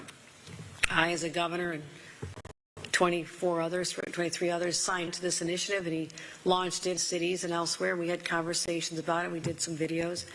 And it was born out of a desire to debate real ideas, but not dehumanize our political opponents or people we disagree with. So I want to thank him for that, but also encourage others to take some of the lessons. We've handed out some literature on the websites and just some basic lessons in humanity. And it's a shame that we have to even talk about that. What you would have learned likely from your parents or in schools or in your houses of worship when you were younger, but how do we lose that? Where does it go?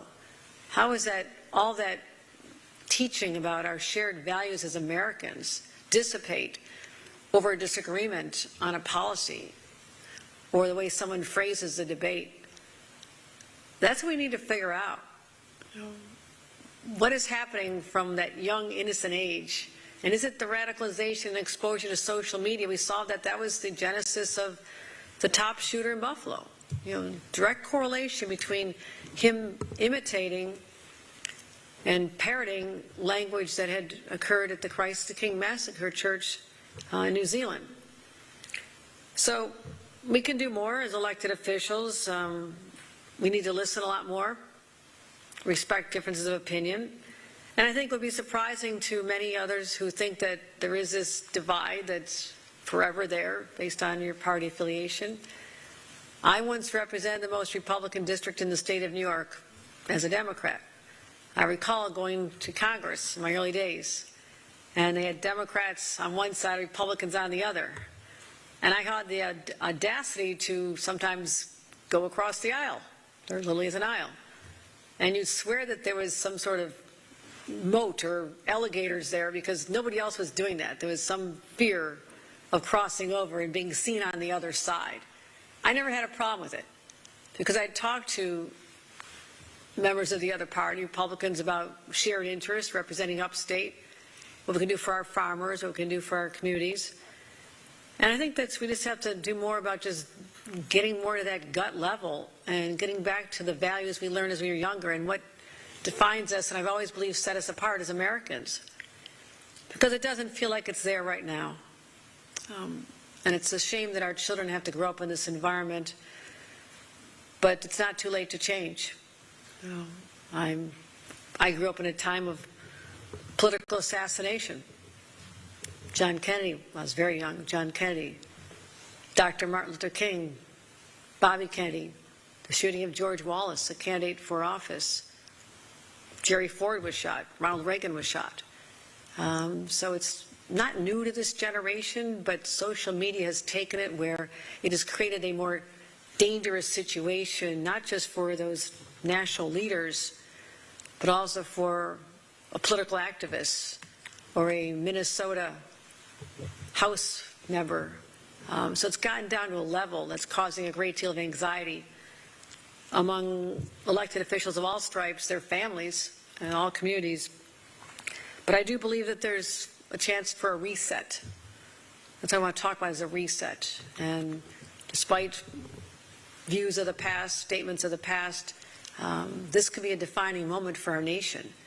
And that's why I'm so proud to stand with like-minded elected officials from Long Island all the way to Buffalo who had this conversation and feel committed to disagree better and model the behavior that we want to see in all of our residents. And so I will turn it over to Commissioner Bray to give just some highlights of what we talked about and some data, and then ask two of our in-person representatives to give a couple of their reflections. We'll take some questions then.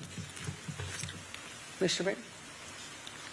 Governor, thank you so much. I'm going to give a very high-level overview of some of the data we presented today, and we are distributing the full deck that we presented, the full brief that we presented today for use in reporting. This is a bar chart of terrorist plots and attacks against government targets. What you see in red is where extremist partisan ideology was motivating that attack, and you can see that prior to 2015, it was incredibly rare in this in the last several decades, and then we've seen a precipitous increase of attacks that are extremist partisan motivated. One of the things we discussed is how much violence has been an acceptable answer for political grievance. A recent survey, 26% of Americans see violence as usually or always justified to advance a political objective. That's consistent across several surveys, anywhere between 20 and 30%. And we talked as a group about what that means. We also talked, importantly, about the fact that political figures in particular and their acceptance or rejection of violence is actually very powerful in terms of what people think is or is not acceptable. And so that offers us some hope for how we think about it. We also talked about what people can and can't do. Before I get to the slide, I want to say we talked a lot about showing how rhetoric leads to increased threats, and you'll get that in a deck that's distributed, but about how we literally see, people in my job all over this country see that when rhetoric ramps up, particularly when it's dehumanizing, when it's othering, particularly when it accepts violence as an answer, what we see is an incredible spike online in the number of and the volume of threats directed at whatever group of people have been targeted that day. And that incredible increase, we know statistically, does lead to additional violence. And so that'll be in the materials we distribute. And finally, we talked about what we can do about it, right? How do we take on this question? And we had a robust conversation about how to lower the temperature. It focused on, I think, really three things. The first is the fact that so many of the folks standing behind me are friends. So many of them talk about how to solve real people's problems on a day-to-day basis and how we need to make that more public and show that. We talked about social media and how social media has sped the way, sped the dissemination of information, sped the rabbit holes that people can go in, sped the radicalization process and how corrosive that is, and what can folks do as leaders to get people offline, get people outside, get people back connected to their communities.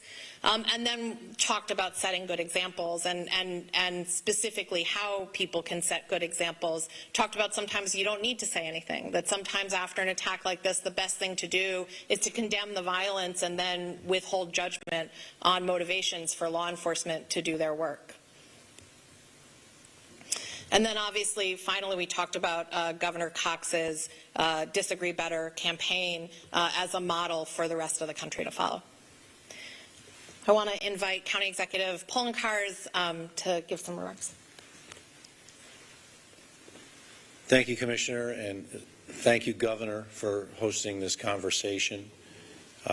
We came together, and there are Democrats and Republicans in the room, but we're not here as Democrats and Republicans. We're here as New Yorkers and Americans who are concerned about the tenor and the rhetoric and what has occurred. I knew Melissa Hortman. I had met her, shared and talked about some of the things that were going on in Minnesota and how they were very similar in New York, even though we had different positions. And when I learned of her assassination, it was a gut punch.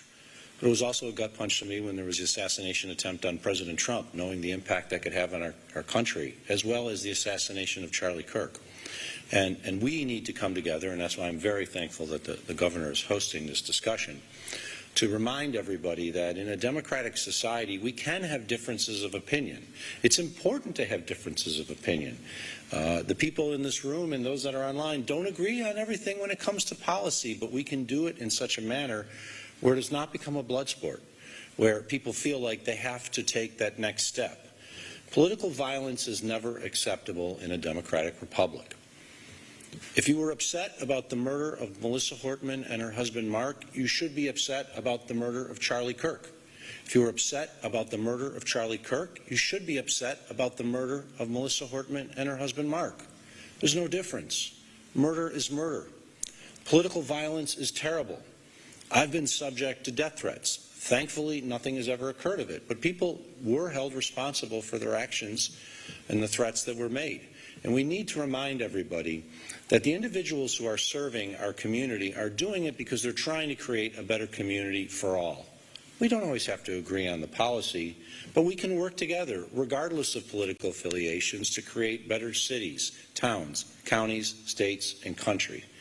And so I want to thank the governor for hosting this event and bringing us together, and also speaking to our fellow New Yorkers and Americans that when we work together, we accomplish so much more.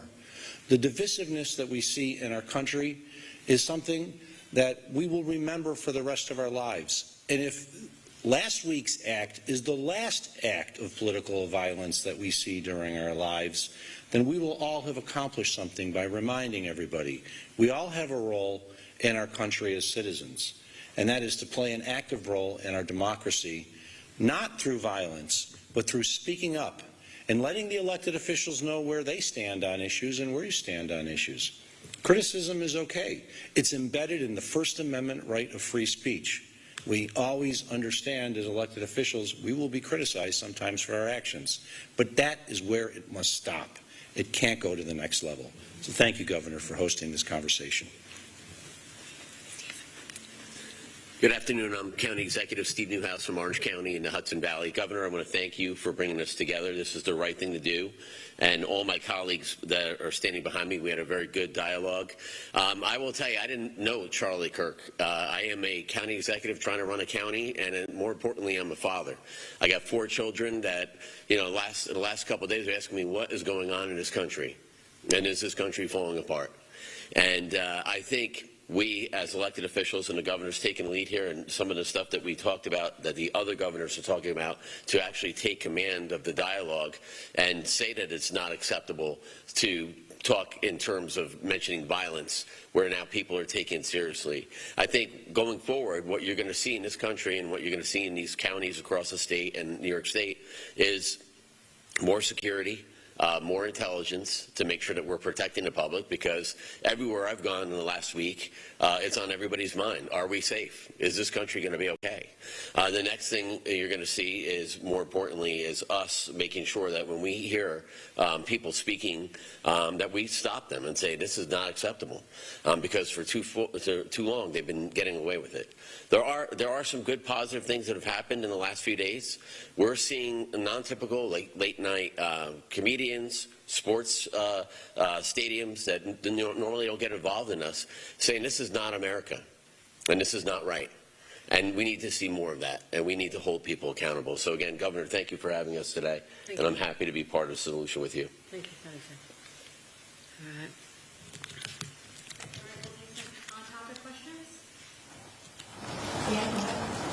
Governor, I'm curious, you mentioned social media, and I think Commissioner Gray did as well. You've made a really huge effort in social media for children. Do you see any legislative solution here to getting people out of these feedback loops of extremism on social media?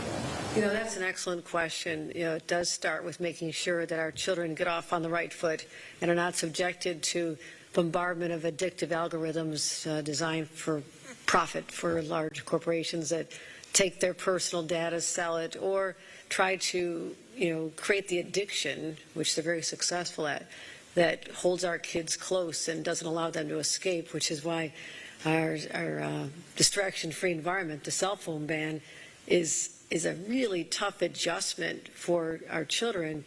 But the praise we're getting from both sides of the aisle is extraordinary. I think there's a lesson for adults in that environment, that your mental health is stronger and your human relationships are deeper when you can escape the clutches of your own cell phone at work all day, or taking a walk with somebody and you're on your cell phone, or you're supposed to be at dinner engaging